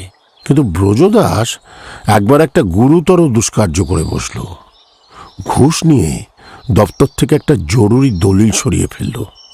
তারপর ঘটনাচক্রে আমি ওকে ধরলাম। আদালতে মামলা উঠল, আমাকে সাক্ষী দিতে হলো। 6 বছরের জন্য ব্রজদাস স্ত্রী ঘরে গেল। ইতিমধ্যে আমি চাকরি ছেড়ে কলোনি নিয়ে পড়েছি। জেল থেকে বেরিয়ে ব্রজদাস শটান এখানে এসে উপস্থিত। ওকে দেখে আমি তো অবাক। দেখলাম একেবারে বৈষ্ণব হয়ে উঠেছে। তবে আমি সাক্ষী দিয়ে জেলে পাঠিয়েছিলাম বলে আমার ওপর কিন্তু কোনো রাগ নেই, বরং একেবারে কৃতজ্ঞতায় গদগদ। সেই থেকে আছে। কথা বলতে বলতে আমরা আরেকটা ঘরের সামনে এলাম। ঘরের ভেতর থেকে মৃদু সেতারের আওয়াজ আসছে। ডাক্তার ভুজঙ্গধর, ওর সেতারের শখ আছে। ডাক্তার আমাদের দেখতে পেয়েছিলেন। সে তার থামিয়ে বাইরে বারান্দায় এসে দাঁড়ালেন। ডাক্তার ভুজঙ্গধরের বয়স আন্দাজ 40, দৃঢ় শরীর, ধারালো মুখ। মুখের ভাব একটু ব্যঙ্গবঙ্কিম, যেন বুদ্ধির ধার সিধে পথে না যেতে পেরে বাঁকা পথ ধরেছে। ডাক্তার, এদের বাগান দেখাচ্ছি, প্রায় হয়েই এসেছে। বনলক্ষ্মীকে একবার দেখে যাব। ডাক্তার বাঁকা হেসে বললেন, কেন, বনলক্ষ্মী বুঝি আপনার বাগানের একটি দর্শনীয় বস্তু, তাই এদের দেখাতে চান? না না, সেজন্যে নয়, অন্য দরকার আছে। ও তাই বলুন। তা ওকে ওর ঘরেই পাবেন বোধহয়। এত রোদ্দুরে সে বেরোবে না, ননি রঙ্গ তো, গলে যেতে পারে। আচ্ছা ডাক্তার, বনলক্ষ্মীকে তুমি দেখতে পারো না কেন বলো দেখি? আপনারা সকলেই তাকে দেখতে পারেন, আমি দেখতে না পারলেও ক্ষতি নেই। যাই হোক, আপনার আবার রক্তদান করবার সময় হলো। আজ বিকেলে আসবো নাকি ইঞ্জেকশনের পিচকারি নিয়ে? এখনো দরকার বোধ করছি না। রক্তদান? তাকিয়ে দেখি ব্যোমকেশ এসে দাঁড়িয়েছে। ওর মুখ বিমর্ষ। কি হয়েছে? নেপালবাবু লোকটি অতি ধূর্ত এবং ধড়িবাজ। কোন দিক দিয়ে আক্রমণ করছে কিছু বুঝতেই দিল না। তারপর যখন বুঝলাম তখন উপায় নেই, মাত হয়ে গেলাম। আচ্ছা, পেছনের বারান্দায় যাকে দাঁড়িয়ে থাকতে দেখলাম, উনি কে? উনি ডাক্তার ভুজঙ্গধর দাস। বছর 4 হলো এখানে আছেন, বরাবর এখানেই থাকেন। মাঝে মাঝে 2-4 দিনের জন্য ডুব মারেন, আবার ফিরে আসেন। কোথায় যান কখনো জিজ্ঞেস করিনি, উনিও বলেননি। এতক্ষণে আমরা বনলক্ষ্মীর ঘরের সামনে এসে দাঁড়ালাম। নিশানাথবাবু বারান্দার দিকে পা বাড়িয়ে দাঁড়িয়ে পড়লেন। ভেতর থেকে একজন মহিলা বেরিয়ে এলো। তার বাঁ হাতের ওপর কোঁচানো শাড়ি এবং গামছা, মাথার চুল খোলা। হঠাৎ আমাদের দেখে জড়সড়ভাবে দাঁড়ালো এবং ডান কাঁধের ওপর কাপড় টেনে দিল। নিশানাথবাবু ওকে জিজ্ঞেস করলেন, বনলক্ষ্মী, তুমি এখন স্নান করতে যাচ্ছ? আজ এত দেরি যে?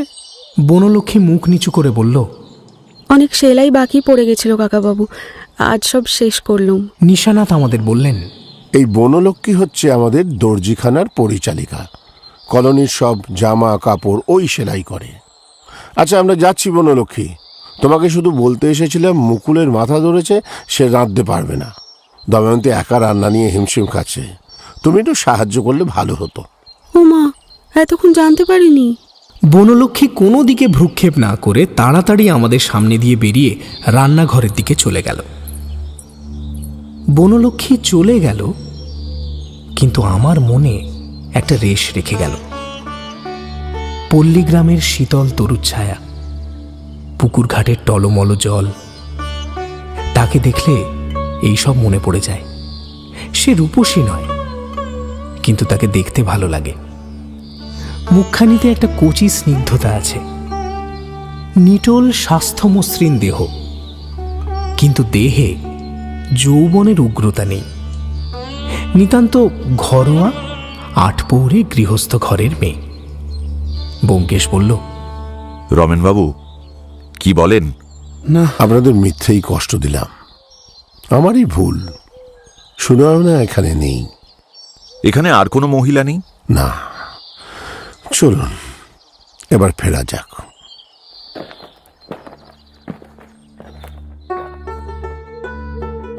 দুপুরের খাওয়া দাওয়া বেশ জমিয়েই হলো। ঘি ভাত, সোনামুখের ডাল, ইঁচড়ের ডালনা, চিংড়ি মাছের কাটলেট, কচি আমের ঝোল, পায়েস আর ছানার বরফি। খাবার শেষ করে আমরা আবার বাইরের ঘরে এসে বসলাম। পান এবং সিগারেট নিয়ে বনলক্ষ্মী এলো। টেবিলের ওপর রেখে আমাদের প্রতি প্রচ্ছন্ন কৌতূহলের দৃষ্টি নিক্ষেপ করে চলে গেল। বনলক্ষ্মীকে দেখে তার চরিত্র সম্বন্ধে যেন একটা ধারণা করতে পেরেছি। সে স্বভাবতই মুক্তপ্রাণ, এক্সট্রোভার্ট প্রকৃতির মেয়ে, কিন্তু কোনো কারণে নিজেকে চেপে রেখেছে। কারো কাছে নিজের প্রকৃত স্বভাব প্রকাশ করছে না। সিগারেটে টান দিয়ে ব্যোমকেশ নিশানাথবাবুকে জিজ্ঞেস করল, একটা অবান্তর প্রশ্ন করছি, কিছু মনে করবেন না। কেউ কি আপনাকে ব্ল্যাকমেল করছে? না। আচ্ছা, নিত্যকালী মানে সুনয়না যে এখানে আছে, এই সন্দেহ আপনার হলো কি করে? কেউ কি আপনাকে খবর দিয়েছিল? দেখুন, এই প্রশ্নের উত্তর আমি দিতে পারবো না। It is not my secret. অন্য কিছু জানতে চান তো বলুন। বেশ, বনলক্ষ্মী কি চলে গেছে? হ্যাঁ, কেন বলুন দেখি? না, ওর ইতিহাস শুনতে চাই। ও যখন গোলাপ কলোনিতে আশ্রয় পেয়েছে তখন ওর নিশ্চয়ই কোনো দাগ আছে। তা আছে, তবে ইতিহাস খুবই সাধারণ। ও পাড়া গাঁয়ের মেয়ে। এক লম্পট ওকে ভুলিয়ে কলকাতায় নিয়ে আসে, তারপর কিছুদিন পর ফেলে পালায়। গাঁয়ে ফিরে যাবার মুখ নেই, কলকাতায় খেতে পাচ্ছিল না, শেষ পর্যন্ত কলোনিতে আশ্রয় পেয়েছে। তাও প্রায় 1.5 বছর হলো। ওর গল্প সত্যি কিনা যাচাই করেছিলেন? ও নিজের গ্রামের নাম কিছুতেই বলল না। গোলাপ কলোনির সন্ধান ও পেল কি করে? এটা তো সরকারি অনাথ আশ্রম নয়। দেখুন, ও নিজে আসেনি, বিজয় একদিন ওকে নিয়ে এলো। কলকাতায় হগ মার্কেটের কাছে একটা রেস্তোরাঁ আছে, বিজয় রোজ বিকেলে চা খেতে যায়। একদিন দেখলো একটি মেয়ে কোণের টেবিলে একা একা বসে কাঁদছে। বনলক্ষ্মীর তখন হাতে একটা পয়সা নেই, 2 দিন খেতে পায়নি, সে চা খেয়ে আছে। ওর গল্প শুনে বিজয় ওকে নিয়ে এলো। ওর চালচলন আপনার কেমন মনে হয়? ওর কোনো দোষ আমি কখনো দেখিনি। যদি ওর পদস্খলন হয়ে থাকে, সে ওর চরিত্রের দোষ নয়, অদৃষ্টের দোষ। এই বলে নিশানাথ হঠাৎ উঠে পড়লেন। আপনারা বিশ্রাম করুন, আমি আসি। দরজা ভেজিয়ে দিয়ে নিশানাথবাবু বেরিয়ে গেলেন। তার এই হঠাৎ উঠে যাওয়া কেমন যেন বেখাপ্পা লাগল। পাছে ব্যোমকেশের প্রশ্নের উত্তরে আরও কিছু বলতে হয়, তাই কি তাড়াতাড়ি উঠে গেলেন?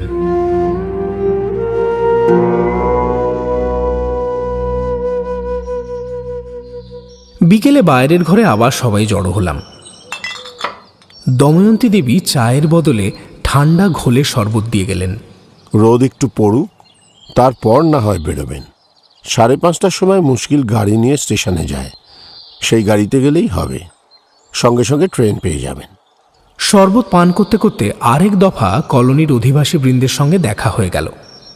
প্রথমে এলেন প্রফেসর নেপাল গুপ্ত, সঙ্গে কন্যা মুকুল।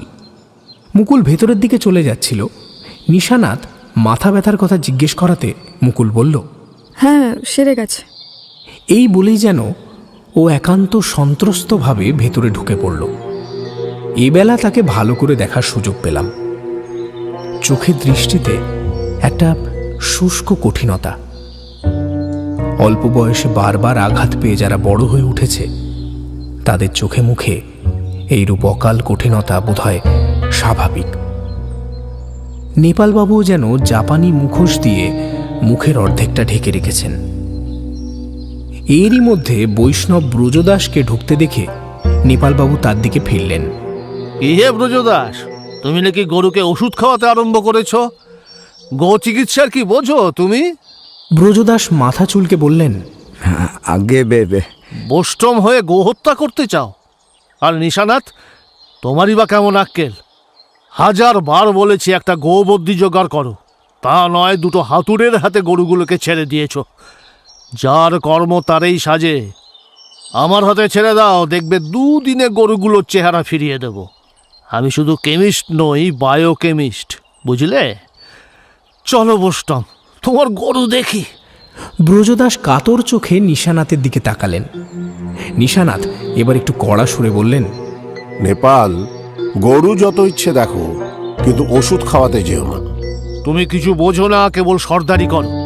আমি দেখিয়ে দেবো যে নেপাল, আমার হুকুম ডিঙিয়ে যদি এ কাজ করো, তোমাকে কিন্তু কলোনি ছাড়তে হবে। আমাকে অপমান করছো তুমি? আমাকে? এত বড় সাহস!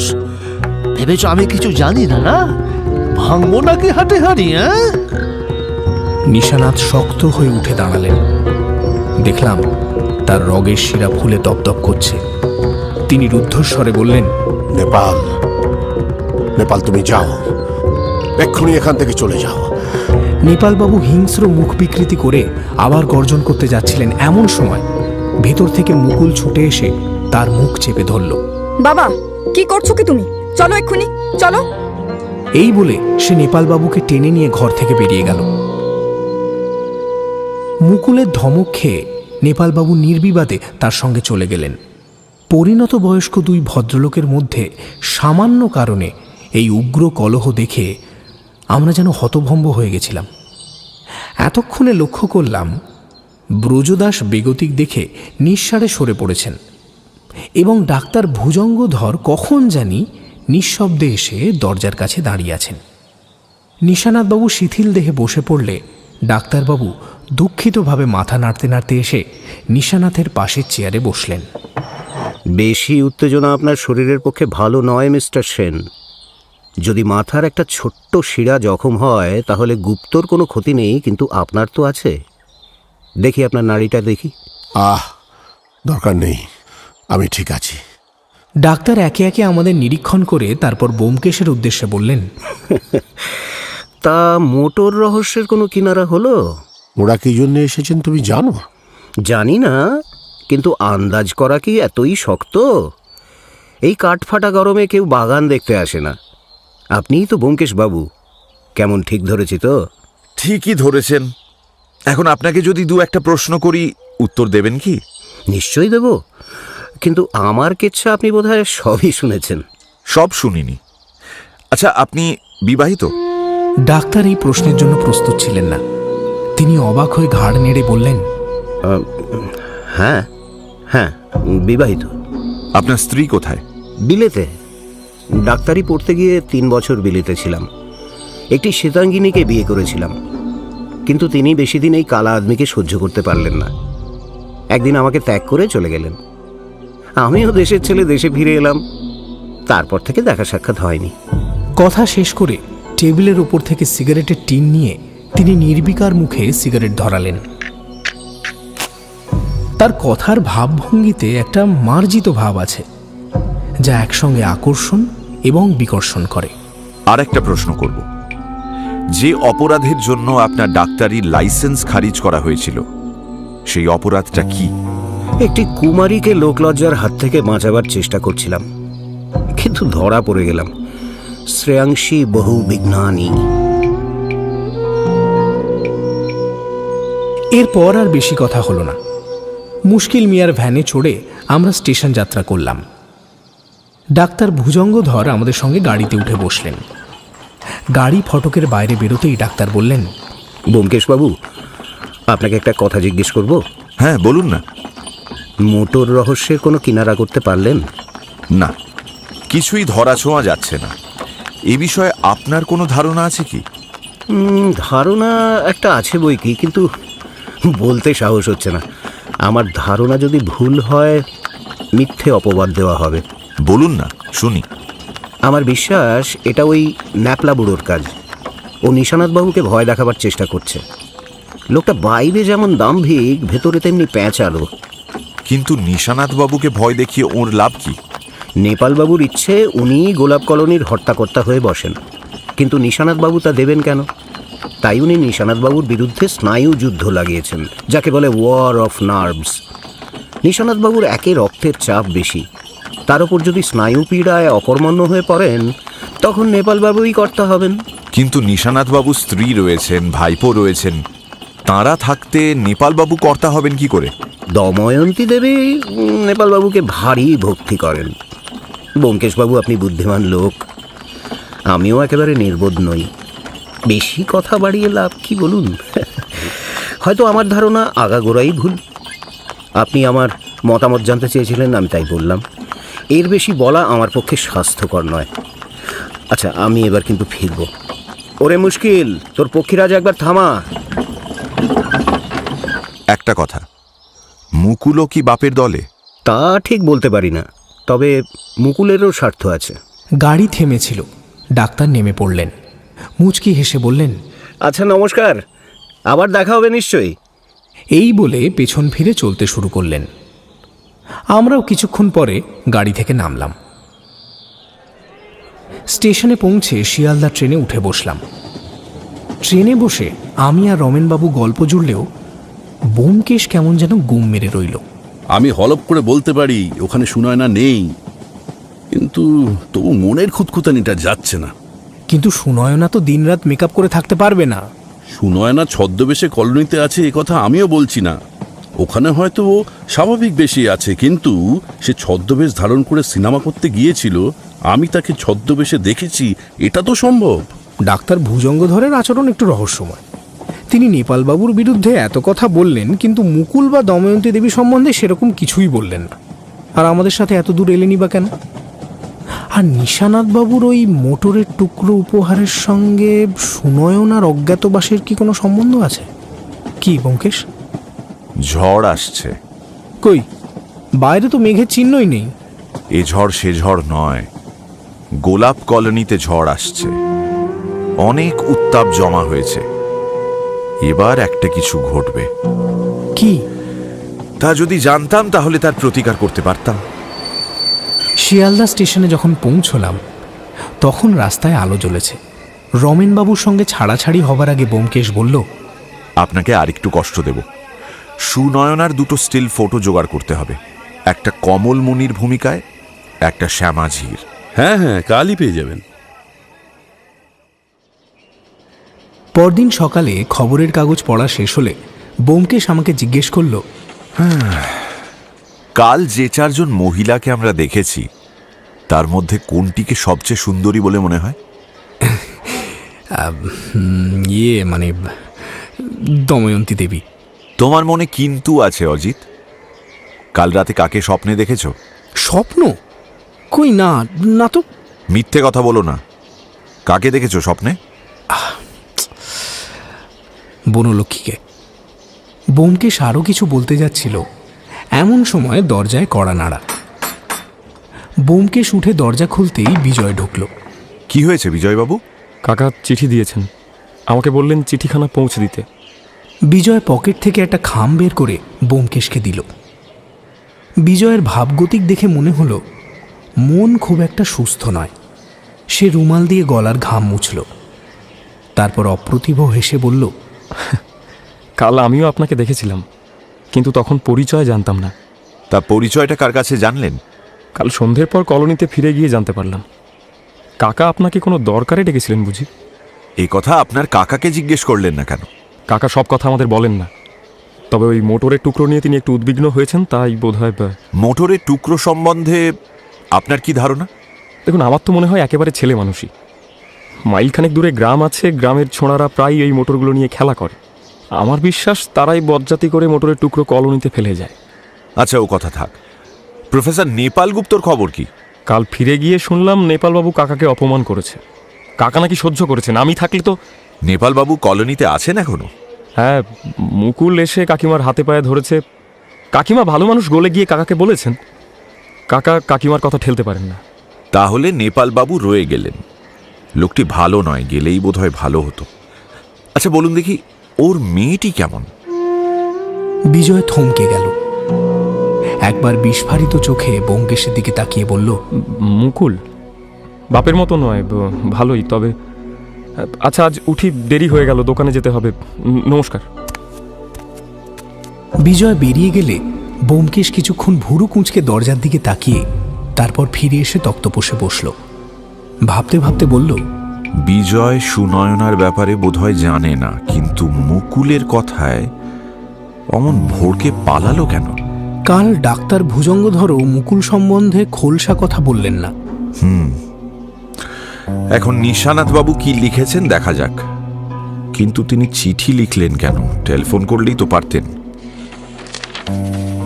খাম ছিঁড়ে চিঠি পড়তে পড়তে ব্যোমকেশের মুখের ভাব ফ্যালফ্যালে হয়ে গেল। ও, এই জন্য চিঠি। দেখো অজিত, নিশানাথবাবু কি লিখেছেন দেখো। প্রিয় ব্যোমকেশ বাবু, আপনাকে যে কাজে নিযুক্ত করেছিলাম সে কাজে আর এগোনোর প্রয়োজন নেই। আপনাকে যে টাকা দিয়েছি আমরা পারিশ্রমিক রূপে আশা করি তাই যথেষ্ট হবে। এতে নিশানাথ সেন। যা, নিশানাথবাবু হঠাৎ মত বদলালেন কেন? পাছে এই প্রশ্ন তুলি তাই তিনি টেলিফোন করেননি। চিঠিতে সব চুকিয়ে দিয়েছেন। কিন্তু কেন? বোধহয় তাঁর ভয় হয়েছে কেঁচো খুঁড়তে সাপ বেরিয়ে পড়বে। নিশানাথবাবুর জীবনে একটা গুপ্ত রহস্য আছে, শুনলে না? কাল রাগের মাথায় নেপালগুপ্ত বললেন, ভাঙবো নাকি হাটে হাঁড়ি? মনে হয় নিশানাথ বাবুর গুপ্ত কথা ফাঁস করে দেবার ভয় দেখিয়ে নেপাল বাবু ওনাকে ব্ল্যাকমেল করছেন। কিন্তু কাল নিশানাথ বাবু তো বেশ জোর দিয়েই বললেন যে কেউ তাকে ব্ল্যাকমেল করছে না। সকালবেলাটা মন খারাপের মধ্যে দিয়ে কেটে গেল। একটা বিচিত্র রহস্যের সংস্পর্শে এসেছিলাম, সব যেন শেষ হয়ে গেল। বিকেলে ঘুম থেকে উঠতেই দেখলাম ব্যোমকেশ কি সব যেন লিখছে। এত কি লিখছো? Thumbnail portrait. জানি আর কিছু করার নেই, তবু নিরাসক্ত কৌতূহল। এখন শোনো, যদি কিছু বলবার থাকে পরে বলো, কেমন? ব্যোমকেশ খাতা নিয়ে পড়তে শুরু করল। নিশানাথ সেন, বয়স 57, বোম্বাই প্রদেশে জাজ ছিলেন, কাজ ছেড়ে দিয়ে গোলাপ বাগান করেছেন। চাপা প্রকৃতির লোক, জীবনে কোনো গুপ্ত রহস্য আছে। সুনয়না নামে জনৈকা চিত্রাভিনেত্রী সম্বন্ধে জানতে চান। সম্প্রতি কেউ তাকে মোটরের টুকরো উপহার দিচ্ছে, কিন্তু কেন? দময়ন্তী সেন, বয়স আন্দাজ 30, এখনো সুন্দরী, বোধহয় নিশানাথের দ্বিতীয় পক্ষ। নিপুণা গৃহিণী, কলোনির সমস্ত টাকা ও হিসেব তাঁর হাতে। 2 বছর আগে লেখাপড়ার জন্য নিয়মিত কলকাতা যেতেন। এবার আসছি বিজয়, বয়স 26-27, নিশানাথের পালিত ভ্রাতুষ্পুত্র, ফুলের দোকানের ইনচার্জ। দোকানের হিসেব দিতে দেরি করছে, আবেগপ্রবণ, নার্ভাস প্রকৃতি। কাকাকে ভালোবাসে, সম্ভবত কাকিমাকেও। নেপাল বাবুকে দেখতে পারে না। মুকুল সম্বন্ধে মনে জট পাকানো আছে, একটা গুপ্ত রহস্যের ইঙ্গিত পাওয়া যায়। এবার তুমি পড়ো। পানুগোপাল, বয়স 24-25, কান ও ষড়যন্ত্র বিকল, লেখাপড়া জানে না, নিশানাথের একান্ত অনুগত, চরিত্র বিশেষত্বহীন। নেপাল গুপ্ত, বয়স 56-57, কুটিল ও কটুভাষী, প্রচণ্ড দাম্ভিক, রসায়নের অধ্যাপক ছিলেন, এখনও এক্সপেরিমেন্ট করেন, ফল কিন্তু বিপরীত হয়। নিশানাথকে ঈর্ষা করেন, বোধহয় নিশানাথের জীবনের কোনো লজ্জাকর গুপ্ত কথা তিনি জানেন। দময়ন্তী দেবী তাকে ভক্তি করেন, ব্র্যাকেটে ভয় ভক্তি। আচ্ছা। মুকুল, বয়স 19-20, সুন্দরী কিন্তু কণ্ঠস্বর স্বাভাবিক নয়, কৃত্রিম বলে মনে হয়। রুজ পাউডারের সাহায্যে মুখসজ্জা করতে অভ্যস্ত। বর্তমান অবস্থার জন্য মনে ক্ষোভ আছে, কিন্তু বাবার মতো হঠকারী নয়। প্রায় 2 বছর বাবার সঙ্গে কলোনিতে বাস করছে। বেশ। ব্রজদাস, বয়স 60, সে নাকি এখন সবসময় সত্যি কথা বলে। লোকটাকে দেখে চতুর ব্যক্তি বলেই মনে হয়। ছাড়ো, এবার আমি পড়ছি। ভুজঙ্গধর দাস, বয়স 39-40, অত্যন্ত বুদ্ধিমান, অবস্থার শোচনীয় অবনতি সত্ত্বেও মনের ফুর্তি নষ্ট হয়নি। বনলক্ষ্মীর প্রতি তীব্র বিদ্বেষ। সেটা কেন? ভালো সেতার বাজাতে পারেন, 4 বছর কলোনিতে আছেন। এরপর মুশকিল মিয়া, বয়স 50, নেশাখোর, বোধহয় আফিম, কিন্তু হুঁশিয়ার লোক, কলোনির সব খবর রাখে। তার বিশ্বাস কলকাতার দোকানে চুরি হচ্ছে। 1.5 বছর আগে পুরনো বিবিকে তালাক দিয়ে নতুন বিয়ে করেছে। নজর বিবি, বয়স 20-21, পশ্চিমের মেয়ে, আগে বাংলা জানতো না, বিয়ের পর শিখেছে। রসিক দে, বয়স 35, নিজের বর্তমান অবস্থায় তুষ্ট নয়। দোকানের হিসেব নিয়ে নিশানাথের সঙ্গে গণ্ডগোল, চেহারা রুগ্ন, চরিত্র বৈশিষ্ট্যহীন। কালো ঘোড়া।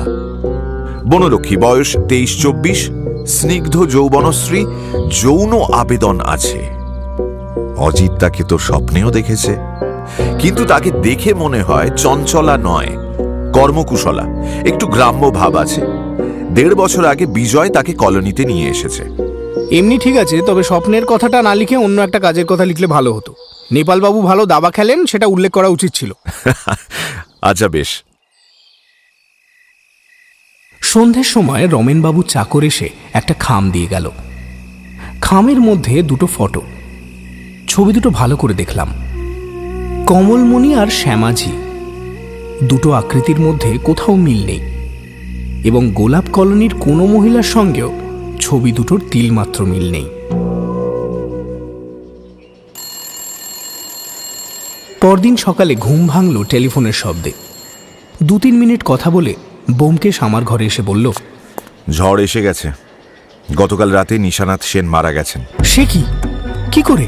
সেটা এখনো বোঝা যায়নি। স্বাভাবিক মৃত্যু হতে পারে, আবার নাও হতে পারে। কাল রাতে ঘুমন্ত অবস্থায় হয়তো রক্তের চাপ বেড়েছিল, হার্ট ফেল করে মারা গেছেন হয়তো। বিজয় ফোন করেছিল, চটপট উঠে পড়ো, ট্রেনে গেলে দেরি হবে, ট্যাক্সিতে যাব। আমরা 15 মিনিটের মধ্যে রেডি হয়ে বেরিয়ে পড়লাম। গোলাপ কলোনি যখন পৌঁছলাম তখন 8টাও বাজেনি। পৌঁছে দেখলাম বিজয় নিশানাথবাবুর বাড়ির চাতালে দাঁড়িয়ে আছে। আমাদের দেখে ভীষণ উদ্বিগ্ন স্বরে বলল, আসুন ব্যোমকেশ বাবু, আমি অনেকক্ষণ ধরে আপনাদের জন্যই অপেক্ষা করছিলাম। চলুন আগে একবার লাশটা দেখি, তারপর সব কথা শুনবো। আমরা নিশানাথবাবু শোয়ার ঘরে গিয়ে দেখলাম খাটের ওপর একটা চাদর দিয়ে মৃতদেহ ঢাকা পড়ে আছে। ঘরের জানলা খোলা। ব্যোমকেশ ঘরে ঢুকেই খুব সাবধানে মৃতদেহের মুখ থেকে চাদরটা তুলে নিল। দেখে মনে হলো যেন নিশানাথবাবুর মুখের ভাব একটু ফুলো ফুলো, মুখে অধিক রক্ত সঞ্চার হয়েছে। এছাড়া মৃত্যুর কোনো চিহ্ন শরীরে নেই। ব্যোমকেশ খাটের চারপাশে কয়েকবার ঘুরে মৃতদেহটাকে দেখল। তারপর বিজয়বাবুর দিকে তাকিয়ে প্রশ্ন করল, এই গরমে আপনার কাকার পায়ে মোজা পরা কেন? উনি কি মোজা পায়ে দিয়ে শুতেন? না তো। ডাক্তার ডেকেছেন? সার্টিফিকেট লাগবে তো? হ্যাঁ, মুশকিল শহরে গেছে ডাক্তার নগেন পালকে খবর দিতে। কাকাকে দেখে কি বুঝলেন ব্যোমকেশ বাবু? এখনো অনেক কিছু বোঝা বাকি আছে। আপনার কাকিমা কোথায়? পাশের ঘরে অজ্ঞান হয়ে শুয়ে আছেন। চলুন তো একবার। আমরা 3 জন দময়ন্তী দেবীর ঘরে গিয়ে দেখলাম উনি অজ্ঞান হয়ে শুয়ে আছেন। পাশে ডাক্তার ভুজঙ্গ বসে আছেন। ব্যোমকেশ ডাক্তার ভুজঙ্গকে জিজ্ঞেস করল, কতক্ষণ ধরে অজ্ঞান হয়ে আছেন? প্রায় 3 ঘন্টা। উনিই প্রথম জানতে পারেন। ঘুম ভাঙার পর বোধহয় স্বামীর ঘরে গিয়েছিলেন, দেখে চিৎকার করে অজ্ঞান হয়ে পড়েন। এখনো জ্ঞান হয়নি। এই মৃত্যুটা নিয়ে আপনার কি বক্তব্য ডাক্তার? স্বাভাবিক মৃত্যু? দেখুন, এই বিষয়ে আমার কিছু বলবার অধিকার নেই। পাকা ডাক্তার আসুন, তিনিই যা হয় বলবেন। এই সময় ব্রজদাস এসে আমাদের খবর দিল যে ডাক্তার নগেন পাল এসে গেছেন। আমরা সবাই আবার নিশানাথবাবুর ঘরে ফিরে গেলাম। ইতিমধ্যে ডাক্তার পাল নিজের পরীক্ষা শুরু করে দিয়েছেন। পরীক্ষা শেষ করে যখন উনি পেন বের করলেন তখন ব্যোমকেশ প্রশ্ন করল, আপনি কি ডেথ সার্টিফিকেট লিখছেন? মানে আপনি কি মনে করেন এটা স্বাভাবিক মৃত্যু? স্বাভাবিক মৃত্যু বলে কিছু হয় না, সব মৃত্যুই অস্বাভাবিক। শরীরের অবস্থা অস্বাভাবিক হলে তবেই মৃত্যু হয়। তা ঠিক, কিন্তু শরীরের অস্বাভাবিক অবস্থার কারণ হওয়ার পেছনে যদি বাহ্যিক কিছু দায়ী হয়। আপনি ব্যোমকেশ বাবু, তাই না? আপনি কি বলতে চান তা আমি বুঝেছি, কিন্তু আমি নিশানাথ বাবুর দেহ ভালো করে পরীক্ষা করেছি। কোথাও আঘাতের কোনো চিহ্ন নেই। মৃত্যুর সময় কাল রাত 10টা থেকে 11টার মধ্যে। আমার বিচারে কাল রাতে ঘুমন্ত অবস্থায় ওর মাথার শিরা ছিঁড়ে যায়, তারপর ঘুমন্ত অবস্থাতেই মৃত্যু হয়েছে। যারা ব্লাড প্রেশারের রুগী তাদের মৃত্যু সাধারণত এইভাবেই হয়ে থাকে। কিন্তু ওর পায়ে মোজা ছিল, সেটা লক্ষ্য করেছেন বোধহয়। এই দারুণ গরমে তিনি মোজা পরে শুয়েছিলেন, এ কথা কি বিশ্বাসযোগ্য? দেখুন, যদিও এই ভাবনা আমার কাজের এখতিয়ারের বাইরে, তবু এটা নিয়ে ভাবা উচিত।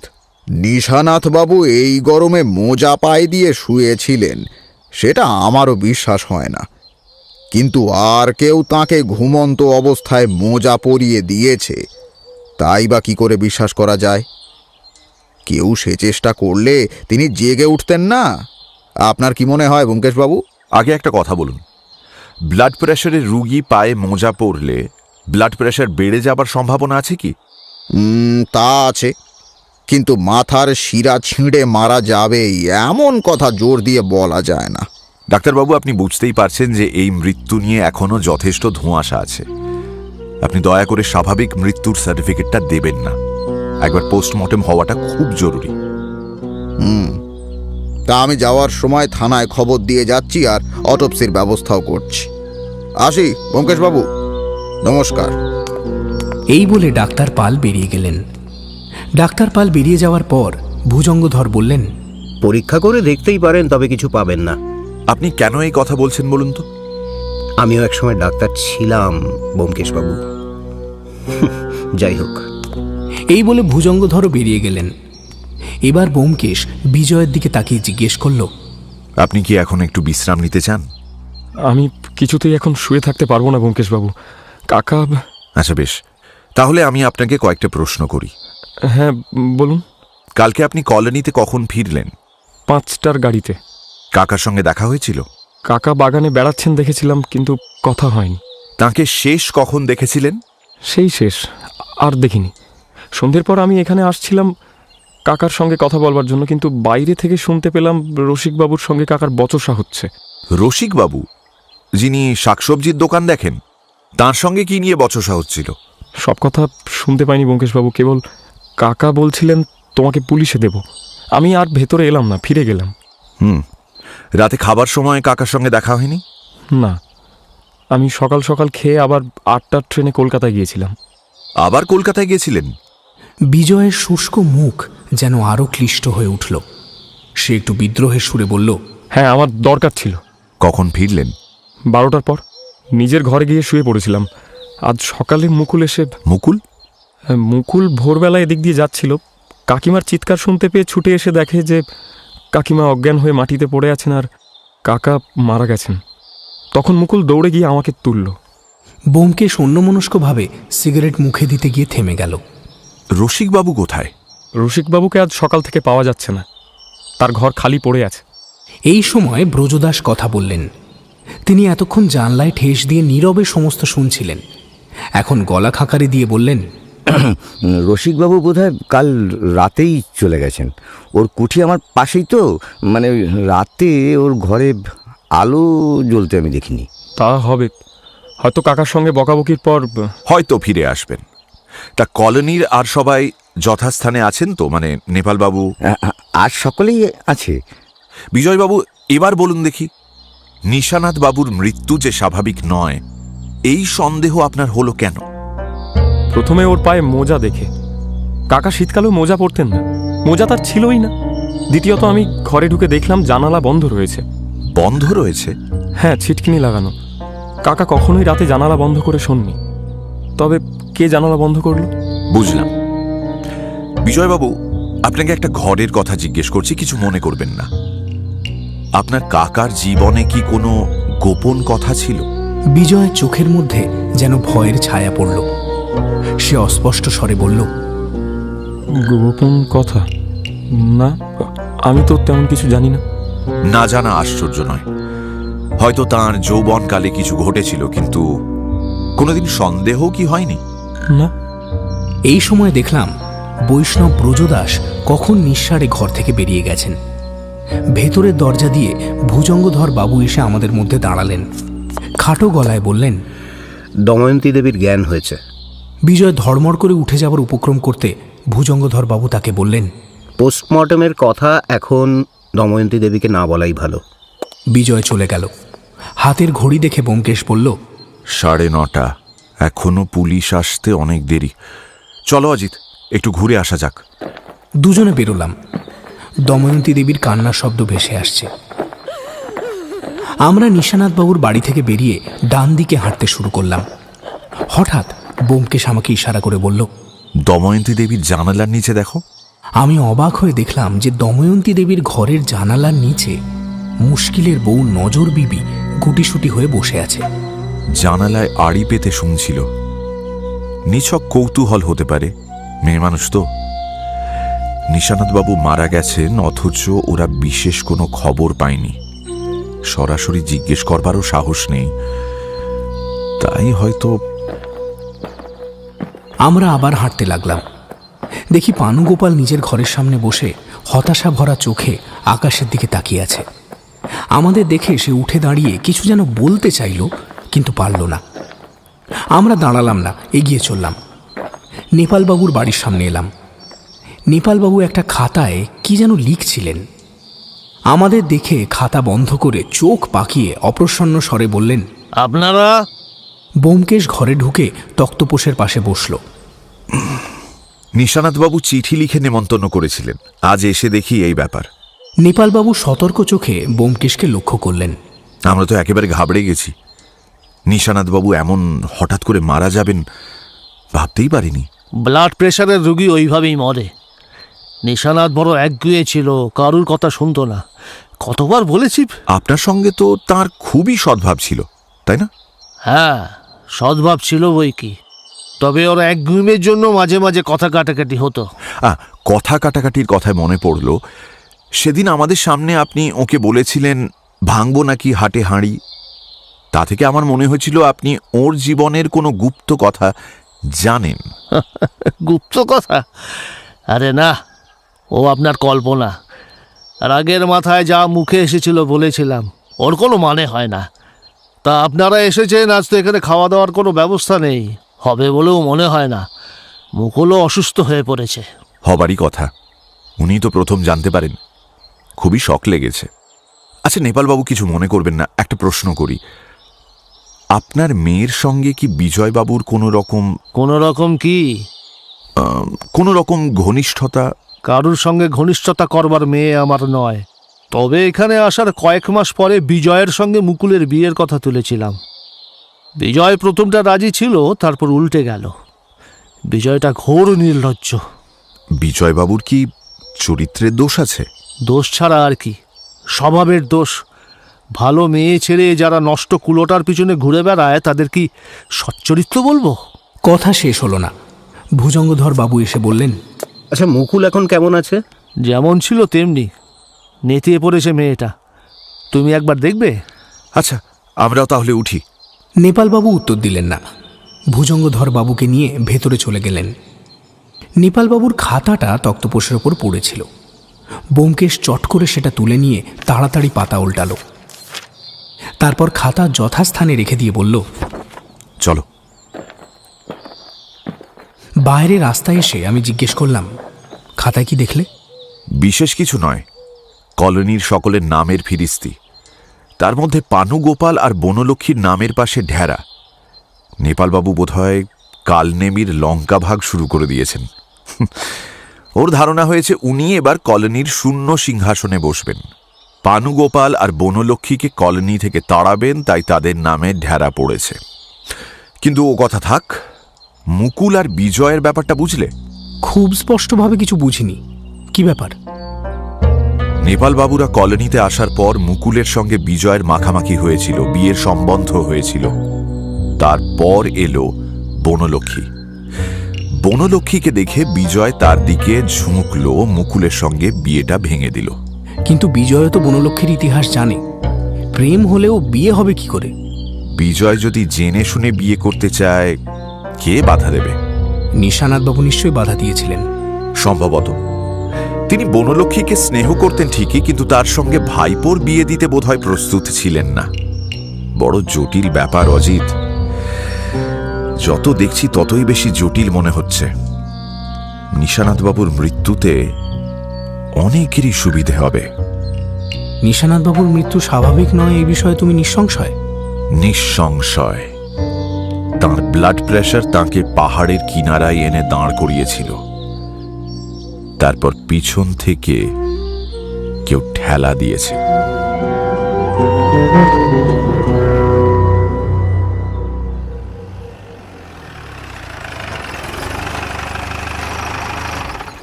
এগারোটার সময় পুলিশ ভ্যান এলো।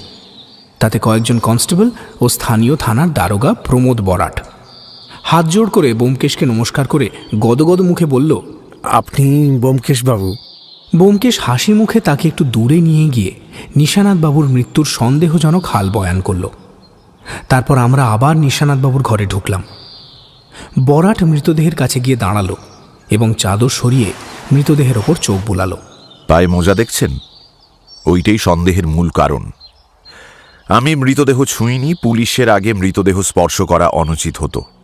কিন্তু মোজার তলায় কি আছে, পায়ে কোনো চিহ্ন আছে কিনা তা জানা দরকার। বরাট নিশানাথবাবুর পায়ের মোজা খুলে ফেলল। ব্যোমকেশ ঝুঁকে পায়ের গোছ পর্যবেক্ষণ করল। ভালো করে লক্ষ্য করলে দেখা যায় পায়ের গোছের কাছে অল্প দাগ রয়েছে। বরাট বলল, হ্যাঁ, বাঁধনের দাগ মনে হয়, কিন্তু এ থেকে কি অনুমান করা যেতে পারে?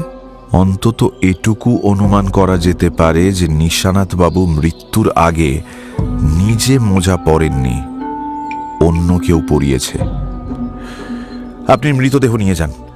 ডাক্তারকে বিশেষভাবে লক্ষ্য করতে বলবেন গায়ে কোথাও হাইপোডার্মিক সিরিঞ্জের চিহ্ন আছে কিনা। বেশ। আমরা আবার বাইরের ঘরে ফিরে এলাম।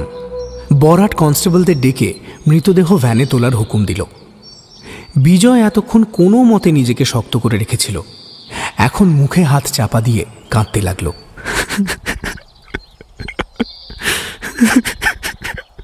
আমরাও বেরোবো ভাবলাম, এমন সময় বনলক্ষ্মী এসে দাঁড়ালো। তার মুখ শুকনো, শ্রীহীন, পরনে ময়লা শাড়ির আঁচলে কালি ও হলুদের ছোপ। বলল, রান্না হয়েছে, আপনারা খেয়ে যাবেন না? না না, আমরা এখন ফিরে যাচ্ছি, খাওয়া থাক। এমনিতেই আপনাদের কষ্টের শেষ নেই, আমরা আর হাঙ্গামা বাড়াবো না। আপনি বরং এদের ব্যবস্থা করুন। এই বলে বিজয়ের দিকে ইঙ্গিত করল। বনলক্ষ্মী বিজয়ের কাছে এসে দাঁড়ালো, ভারী গলায় বলল, চলুন, স্নান করে নেবেন। আমরা বেরিয়ে এলাম। পুলিশ ভ্যান একটি শবদেহ এবং কয়েকটি জীবন্ত মানুষ নিয়ে কলকাতার উদ্দেশ্যে চলল। পথে বেশি কথা হলো না, শুধু একসময় ব্যোমকেশ বলল, রসিক দে নামে একটি লোক কলোনিতে থাকতো, কাল থেকে সে নিরুদ্দেশ। খুব সম্ভবত দোকানের টাকা চুরি করেছে। বরাটবাবু, আপনি তার খোঁজ নেবেন। তার হাতের আঙুল কাটা, খুঁজে বার করা খুব একটা কঠিন হবে না। বরাট নোটবুকে লিখে নিল। ঘণ্টাখানেক পরে বাড়ির সামনে আমাদের নামিয়ে দিয়ে পুলিশ ভ্যান চলে গেল। বিকেলবেলা 3টের সময় ব্যোমকেশ বেরোলো। অজিত, একটু খোঁজ খবর নিতে বেরোচ্ছি। কারোর ওপর আমার পক্ষপাত নেই, কলোনির অধিবাসীদের যার খবর পাবো জোগাড় করব। আপাতত দেখি ডাক্তার ভুজঙ্গধর আর লাল সিং সম্বন্ধে কিছু সংগ্রহ করতে পারি কিনা। চলি হে। ব্যোমকেশ বেরোনোর আধ ঘন্টা পরে টেলিফোন এলো। বিজয় ফোন করেছে। ওদিকের খবর ভালোই, তবে দময়ন্তী দেবী এখনো জাগেননি। অন্য খবরের মধ্যে ব্রজদাস গোসাইকে পাওয়া যাচ্ছে না। দুপুরের খাবারের আগেই তিনি উধাও হয়েছেন। ব্যোমকেশ ফিরল রাত 8:30টার সময়। চেয়ারে বসে পরম তৃপ্তির একটা নিঃশ্বাস ফেলল। তারপর গলা চড়িয়ে হাঁকল, পুটিরাম, চা নিয়ে এসো। ওকে বিজয়ের ফোনের কথা বললাম। কিছুক্ষণ অন্যমনস্ক হয়ে থেকে ব্যোমকেশ বলল, একে একে নিভছে দেউটি। এইভাবে যদি চলতে থাকে তাহলে শেষ পর্যন্ত মুশকিল মিয়া ছাড়া আর কেউ থাকবে না। কিন্তু বাবাজি এত দেরিতে পালালেন কেন? পোস্টমর্টেমের নাম শুনে ঘাবড়ে গেছেন? কি জানি। আচ্ছা, তোমার কি হলো বলো? ভুজঙ্গধর বাবুর খবর পেলে? নতুন খবর বড় কিছু নেই। তিনি যা যা বলেছিলেন সবই সত্যি। চিনেপট্টিতে তাঁর ডিসপেন্সারি আর নার্সিং হোম ছিল, অনেক রোজগার করতেন। তারপরই দুর্মতি হলো। আর লাল সিং? লাল সিং বছর 2 আগে জেলে মারা গেছে। তার স্ত্রীকে চিঠি দেওয়া হয়েছিল, কিন্তু চিঠি ফিরে এসেছে।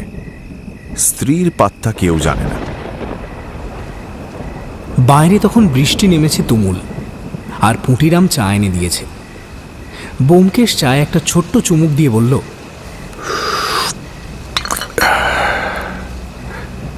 এই বৃষ্টিটা যদি কাল রাত্রিরে হতো তাহলে নিশানাথ বাবুর মোজা পরার একটা মানে পাওয়া যেত। মনে হতো উনি নিজেই মোজা পরেছেন। অন্তত সম্ভাবনাটা বাদ দেওয়া যেত না। ভাগ্যিস কাল বৃষ্টি হয়নি। পরদিন সকালবেলা বরাট ও বিজয় এলো। বিজয়ের পা খালি, অশৌচের বেশ। ক্লান্তভাবে চেয়ারে বসল।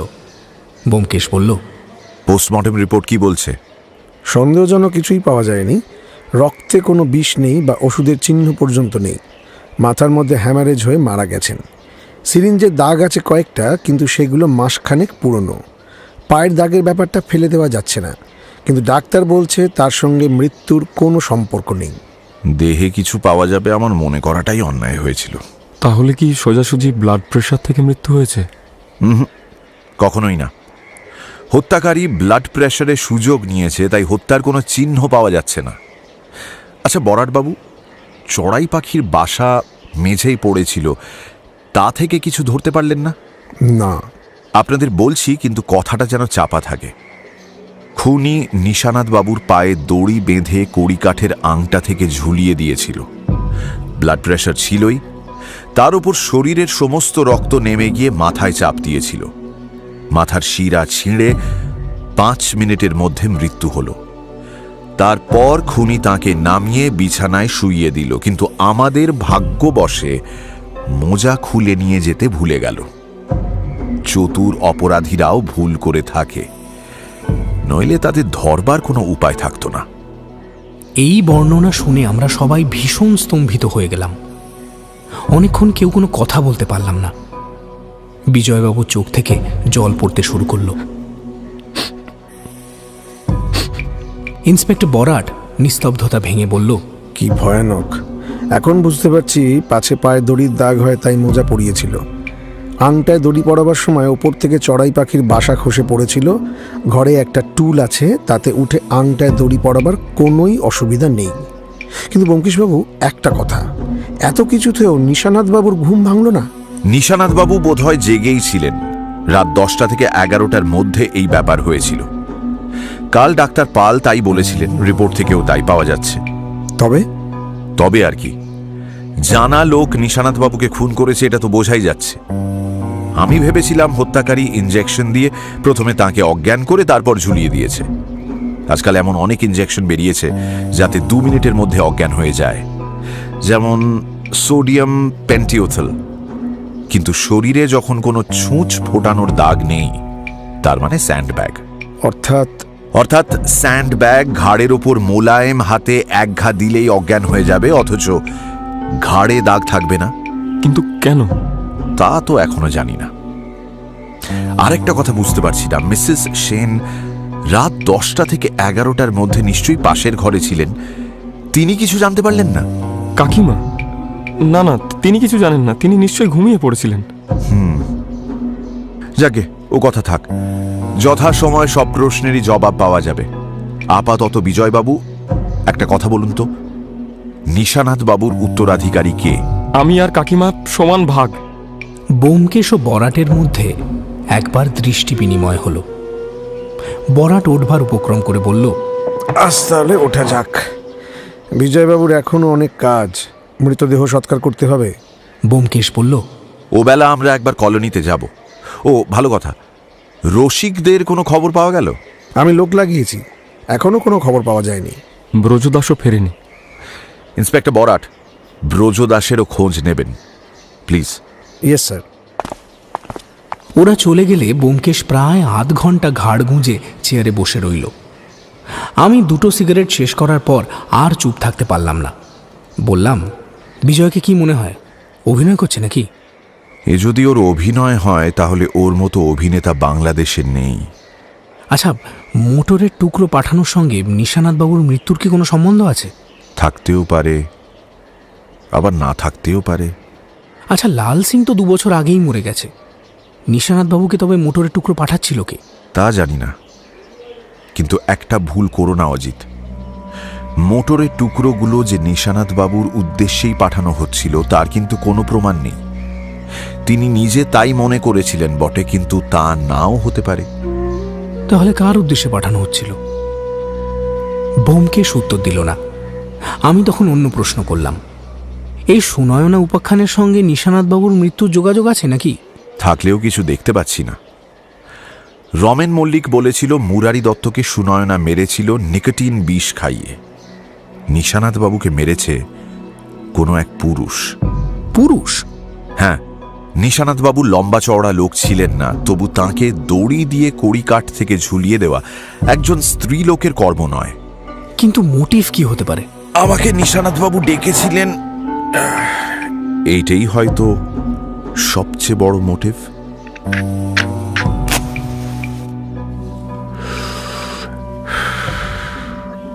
স্নানটা করে আসি। এই বলে সে সিগারেট ধরিয়ে স্নান ঘরের দিকে চলে গেল।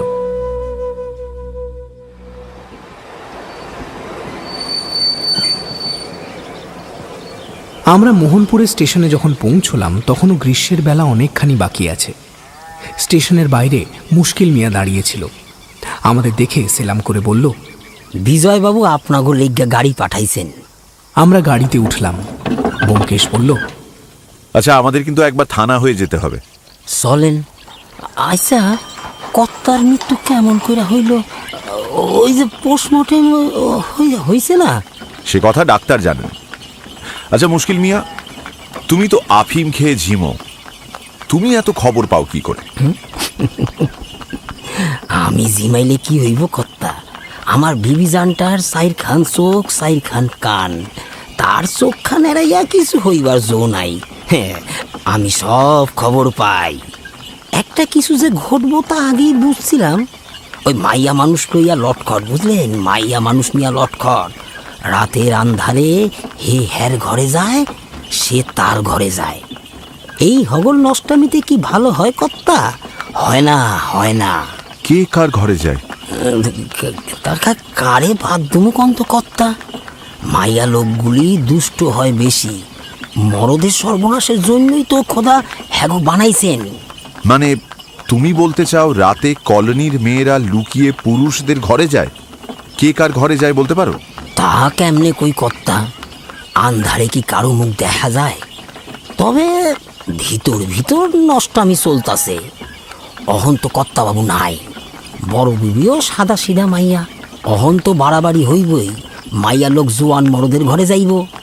আমি মনে মনে হিসেব করলাম, জোয়ান মরদের মধ্যে আছে বিজয়, রসিক আর পানুগোপাল। ডাক্তার ভুজঙ্গধরকেও ধরা যেতে পারে। ব্যোমকেশ আর প্রশ্ন করল না। আমরা কিছুক্ষণ পরে থানায় পৌঁছলাম। বরাটকে ব্যোমকেশ সুনয়না এবং মোটরের টুকরো সংক্রান্ত সমস্ত কথা জানালো। তারপর বলল, আপাতত দুটো কাজ করা দরকার। এক, কলোনির সকলের হাতে টিপ নিতে হবে। দ্বিতীয় কাজ, আমরা কলোনিতে যাচ্ছি, আপনিও চলুন। আপনার সামনে আমি কলোনির প্রত্যেককে প্রশ্ন করব, আপনি শুনবেন এবং দরকার হলে নোট করবেন। আচ্ছা, বেশ। টিপ নেবার সরঞ্জাম সহ একজন হেড কনস্টেবল আমাদের সঙ্গে চলল।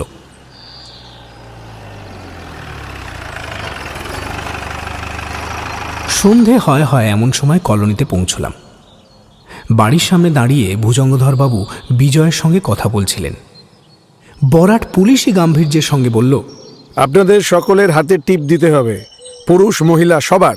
কলোনি থেকে যেভাবে একে একে লোক খসে পড়ছে, তাই এই সতর্কতা। আশা করি কারুর আপত্তি হবে না, কারণ যিনি আপত্তি করবেন স্বভাবতই তাঁর ওপর সন্দেহ হবে। ভুজঙ্গধরবাবু, আপনার আপত্তি নেই তো? বিন্দুমাত্র না। আসুন। দেখছি আমি ভুল করেছিলাম। আঙুলের ছাপ যখন নেওয়া হচ্ছে তখন লাশ পরীক্ষায় নিশ্চয়ই কিছু পাওয়া গেছে। ভুজঙ্গবাবু, আরেকটা কথা, টিপ নেবার সময় সকলকে বলে দেবেন যেন আধ ঘন্টা পরে এই বাড়িতে আসেন। 2-4টে প্রশ্ন করব। ভুজঙ্গধরবাবু কনস্টেবলকে নিয়ে চলে গেলেন। আমরা বসবার ঘরে ঢুকলাম। বিজয় আলো জ্বালিয়ে দিল। যারা সাক্ষী দিতে আসবেন তারা এ ঘরে বসবেন, আর পাশের ঘরে আমরা বসব। প্রত্যেককে আলাদা আলাদা করে ডেকে প্রশ্ন করা হবে। নিশানাথ যে ঘরে শুতেন সেখানেই টেবিল পাতা হয়েছে। টেবিলের দুপাশে দুটো চেয়ারে ব্যোমকেশ ও বরাট বসে আছে, মাঝে একটা খালি চেয়ার। আমি দরজার কাছে টুল নিয়ে বসেছি। দুটো ঘরের দিকেই আমার দৃষ্টি আছে।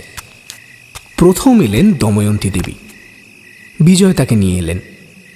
বিধবার বেশ, দেহে অলংকার নেই, মাথায় সিঁদুর নেই, সুন্দর মুখখানি মোমের মতো ধূসর। বিজয় চেয়ারের পেছনে দাঁড়িয়ে তার দু কাঁধের ওপর হাত রেখে বলল, আমি যদি এখানেই থাকি আপনাদের আপত্তি হবে কি? থাকুন। দেখুন দময়ন্তী দেবী, আমরা আপনাকে বেশি কষ্ট দেব না। শুধু 2-4টে প্রশ্ন করব, যার আপনি ছাড়া আর কেউ উত্তর দিতে পারবে না। আপনাদের বিয়ে হয়েছিল কতদিন আগে? 10 বছর আগে। আপনাদের যখন বিয়ে হয় নিশানাথবাবু তখন চাকরিতে ছিলেন, তাই তো? না, তারপরে। কিন্তু কলোনি তৈরি হবার আগে? হ্যাঁ। তাহলে বিয়ের সময় নিশানাথবাবুর বয়স ছিল 47 বছর? হ্যাঁ।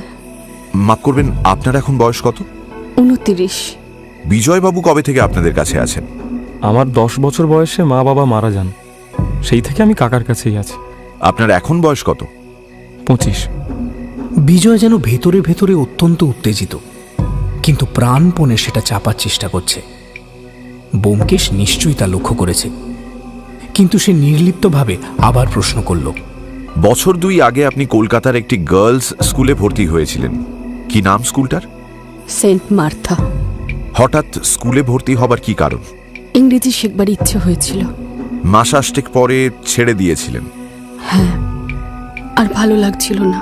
পরশু রাতে আপনি খাওয়া সেরে রান্নাঘর থেকে কখন ফিরে এসেছিলেন? প্রায় 10টা। নিশানাথবাবু তখন কোথায় ছিলেন? শুয়ে পড়েছিলেন। ঘর অন্ধকার ছিল? হ্যাঁ। জানালা খোলা ছিল? বোধ হয় ছিল, লক্ষ্য করিনি। সদর দরজা তখন নিশ্চয়ই বন্ধ হয়ে গিয়েছিল? হ্যাঁ। আপনি বাড়িতে এলেন কি করে? পেছনের দরজা দিয়ে। সেই রাতে তারপর আপনি কি করলেন? শুয়ে পড়লাম। নিশানাথবাবু তখন ঘুমোচ্ছিলেন, অর্থাৎ বেঁচে ছিলেন? হ্যাঁ। কি করে বুঝলেন যে উনি বেঁচে ছিলেন? নিঃশ্বাস পড়ছিল। সুনয়না নামের কোনো মেয়েকে আপনি চেনেন? না। কিছুদিন থেকে আপনার বাড়িতে কেউ মোটরের টুকরো ফেলে দিয়ে যায়, এ বিষয়ে কিছু জানেন? যা সকলে জানে তাই জানি। মাফ করবেন, আপনার জীবনে কোনো গুপ্ত কথা আছে? না। নিশানাথবাবুর জীবনে কোনো গুপ্ত কথা ছিল? জানি না। বেশ, আর কোনো প্রশ্ন নেই। বিজয়বাবু, এবার ওকে নিয়ে যান। বিজয় দময়ন্তী দেবীর হাত ধরে তুলে পাশের ঘরে নিয়ে গেল। দেখলাম তার পা কাঁপছে। ইতিমধ্যে বসার ঘরে জনসমাগম হয়েছে। প্রথমে এলো পানুগোপাল, তারপর মুকুল এবং নেপালবাবু। মুকুলের মুখে শঙ্কিত উদ্বেগ। সে একবার এদিক ওদিক দেখল, তারপর বাবাকে কি যেন একটা বলল। সব শেষে এলো বনলক্ষ্মী। তার মুখ শুকনো। তাকে দেখে মুকুল গভীর বিতৃষ্ণা নিয়ে মুখ ফেরালো। এদিকে বিজয় ফিরে এলো। বিজয়বাবু, আপনাকে অল্প কিছু জিজ্ঞেস করবার আছে, সেরে ফেলি। কিছুদিন আগে নেপালবাবুর মেয়ে মুকুলের সঙ্গে আপনার বিয়ের সম্বন্ধ হয়েছিল। আপনি প্রথমে রাজি ছিলেন, তারপর হঠাৎ মত বদলালেন কেন? ওটা আমার ব্যক্তিগত কথা। ওর সঙ্গে কাকার মৃত্যুর কোনো সম্পর্ক নেই।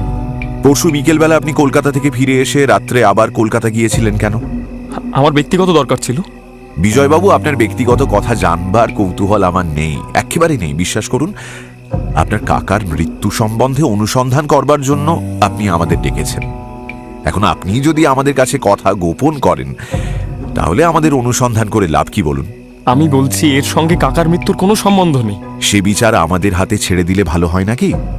বেশ, শুনুন তাহলে।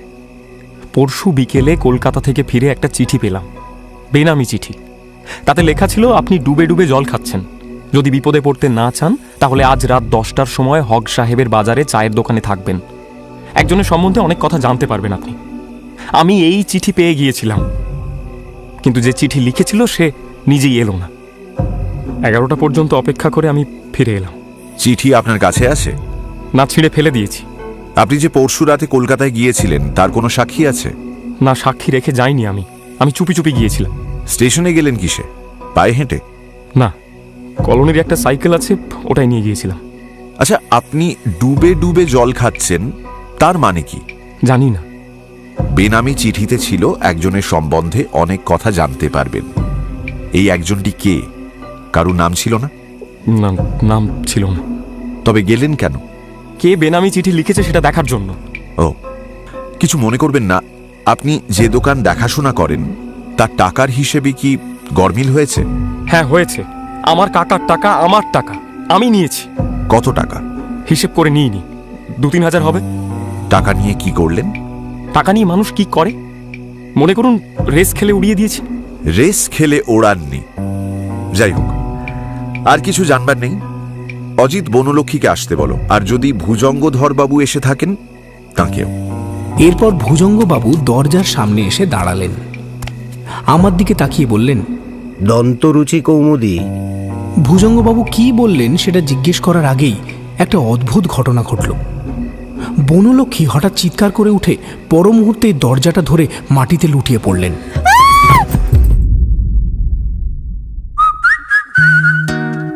শুনছেন গপ্প মিরে ঠেকের আজকের গপ্প, শরদিন্দু বন্দ্যোপাধ্যায়ের চিড়িয়াখানা। এখনো যদি ঠেকে সাবস্ক্রাইব না করে থাকেন তাহলে কিন্তু ঠকবেন। Subscribe to my official channel and do not forget to click on the bell icon for notifications. তাহলে বাকিটা শোনা যাক।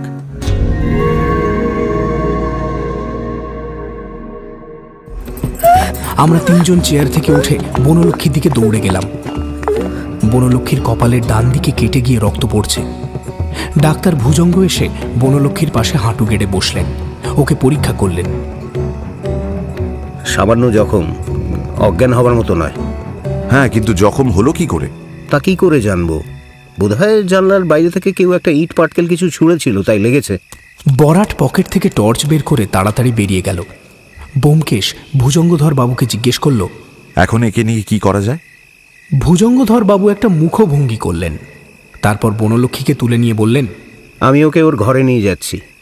বিছানায় শুইয়ে মুখে জলের ঝাপটা দিলেই জ্ঞান হবে। যেখানটা কেটে গেছে সেখানটা টিংচার আয়োডিন দিয়ে বেঁধে দিলেই হবে। আপনারা কাজ চালান, আমি 5 মিনিটের মধ্যেই আসছি। বিজয় বলল, চলুন, আমিও আপনার সঙ্গে যাই। দুজনে বেরিয়ে গেলেন। বেরোতে বেরোতে শুনলাম ভুজঙ্গবাবু বিজয়কে বলছেন, আপনি বরং এক কাজ করুন, আমার ঘর থেকে টিংচার আয়োডিনের শিশি আর ব্যান্ডেজটা নিয়ে আসুন তো। অজিত, তুমি তো উপস্থিত ছিলে, কি হয়েছিল বলো দেখি। যা যা হয়েছে তাই বললাম, দন্তরুচি কৌমুদিও বাদ দিলাম না। শুনে ব্যোমকেশ ভুরু কুঁচকে রইল। বরাট ফিরে এসে বলল, না, কাউকে দেখতে পেলাম না। জানলার বাইরে মানুষের পায়ের দাগ রয়েছে, কিন্তু কাঁচা দাগ বলে মনে হলো না। ইটপাটকেল অবশ্য অনেক পড়ে আছে। যেখানে বনলক্ষ্মী অজ্ঞান হয়ে পড়েছিল সেখানে একটা বাঁকা কালো জিনিস আলোয় চিকমিক করছিল। ব্যোমকেশ উঠে গিয়ে সেটা তুলে নিয়ে আলোর কাছে ধরে বলল, ভাঙা কাচের চুড়ি।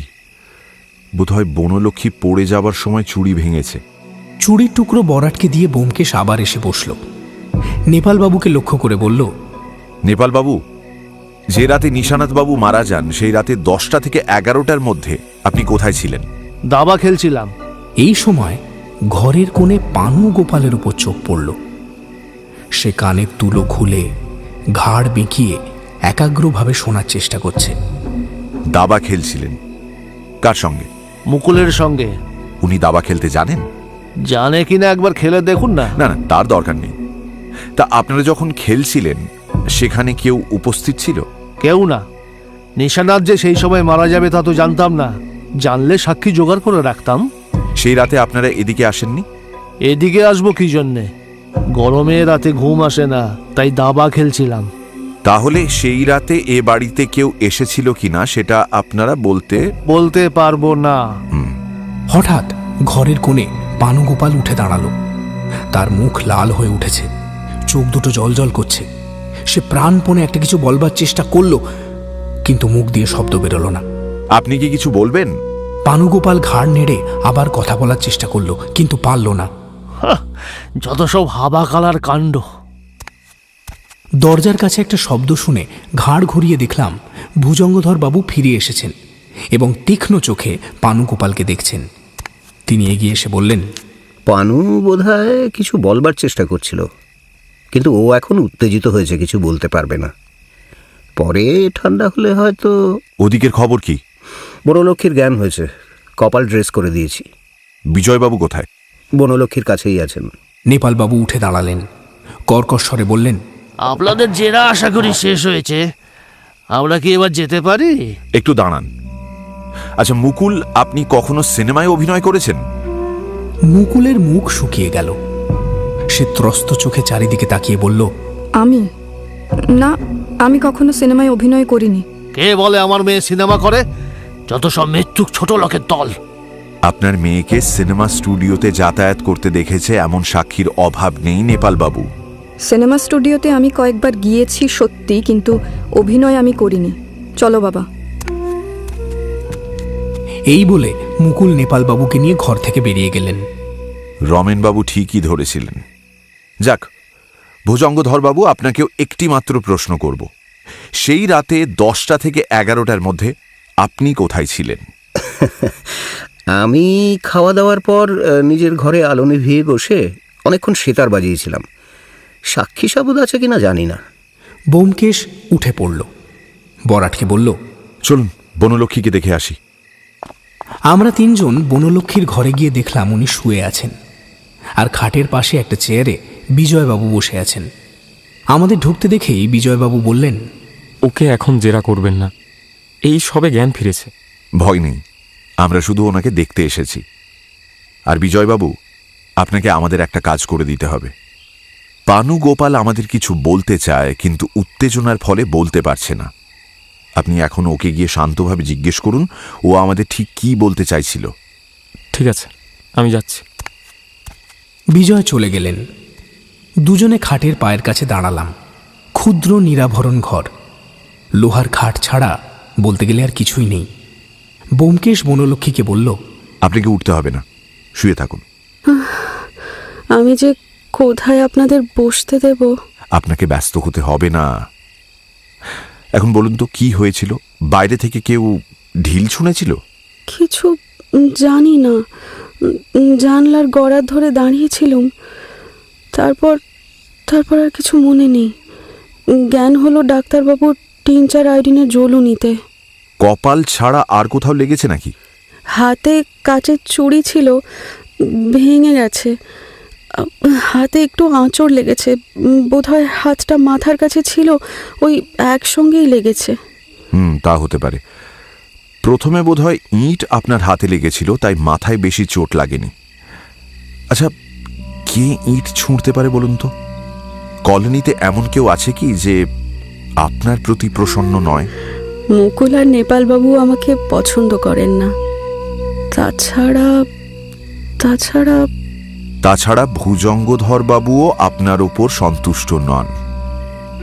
ভুজঙ্গধরবাবু হয়তো আপনাকে দেখতে পারেন না, কিন্তু সেজন্য ওর কর্তব্যে ত্রুটি হয় না। না, তা হয় না। আমার কপালে খুব টিনচার আয়োডিন ঢেলেছেন।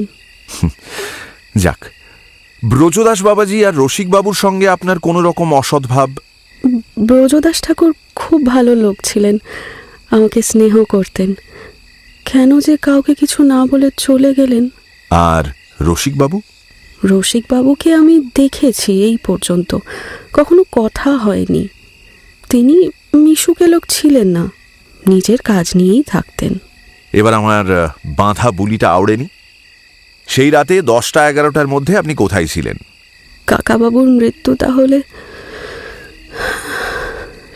সেই রাতে রান্নাঘর থেকে খাওয়া দাওয়া সেরে ফিরে আসার পর আমি অনেকক্ষণ কলে সেলাই করেছিলাম।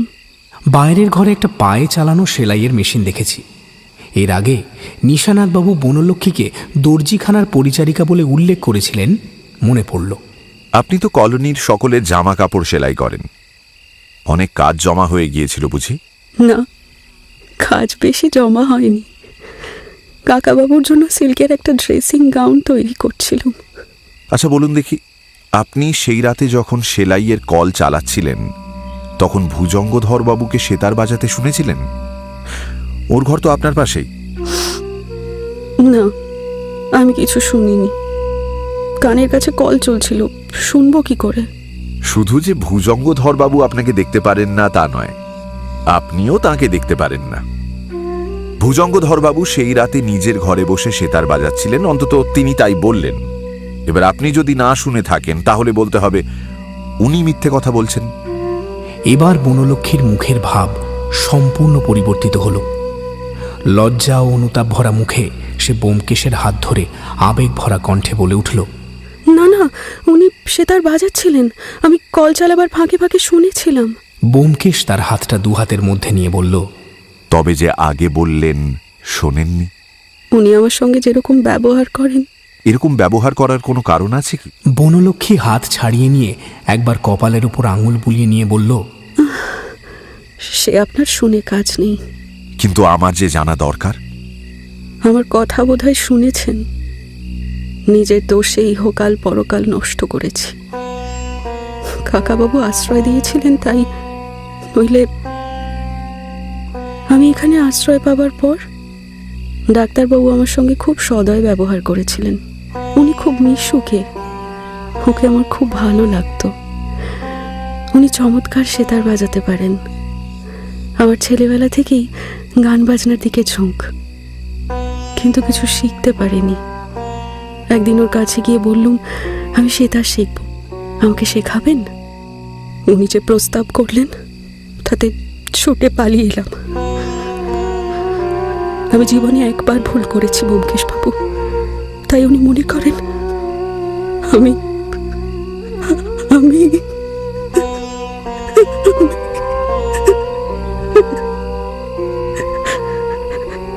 ভুজঙ্গধরবাবু তো খাসা মানুষ, তাই এই কথা কেউ জানে? আমি কাউকে কিছু বলিনি। এ কথা কি বলবার? বললে কেউ বিশ্বাস করতো না। যে মেয়ের একবার বদনাম হয়েছে। বাইরে পায়ের শব্দ হলো। বনলক্ষ্মী চমকে ত্রস্ত স্বরে ফিসফিস করে বলল, উনি মানে বিজয়বাবু আসছেন হয়তো। ওকে যেন কিছু বলবেন না, উনি রাগী মানুষ। ভয় নেই। এই বলে ব্যোমকেশ উঠে দাঁড়ালো। দরজার কাছে বিজয়ের সঙ্গে দেখা হলো। কি হলো? পানুগোপালের কাছ থেকে কিছু বার করতে পারলেন? কিছুই না, পানুটা ইডিয়েট। হয়তো ওর কিছুই বলবার নেই। যখন বলতে পারবে তখন দেখা যাবে অতি তুচ্ছ কথা। আপনাদের কোনো কাজেই লাগবে না। দেখি কাল সকালে আরেকবার চেষ্টা করে দেখব। আচ্ছা, আজ চলি তাহলে। আসুন, দরকার হলে কাল টেলিফোন করব। বিজয় রয়ে গেল। আমরা বেরিয়ে এলাম। গল্পে পরবর্তী অংশ আসছে খুব শীঘ্রই আসে গল্পের পরবর্তী অংশ। চোখ রাখুন আমাদের নতুন চ্যানেল রহস্য গল্প চ্যানেলে।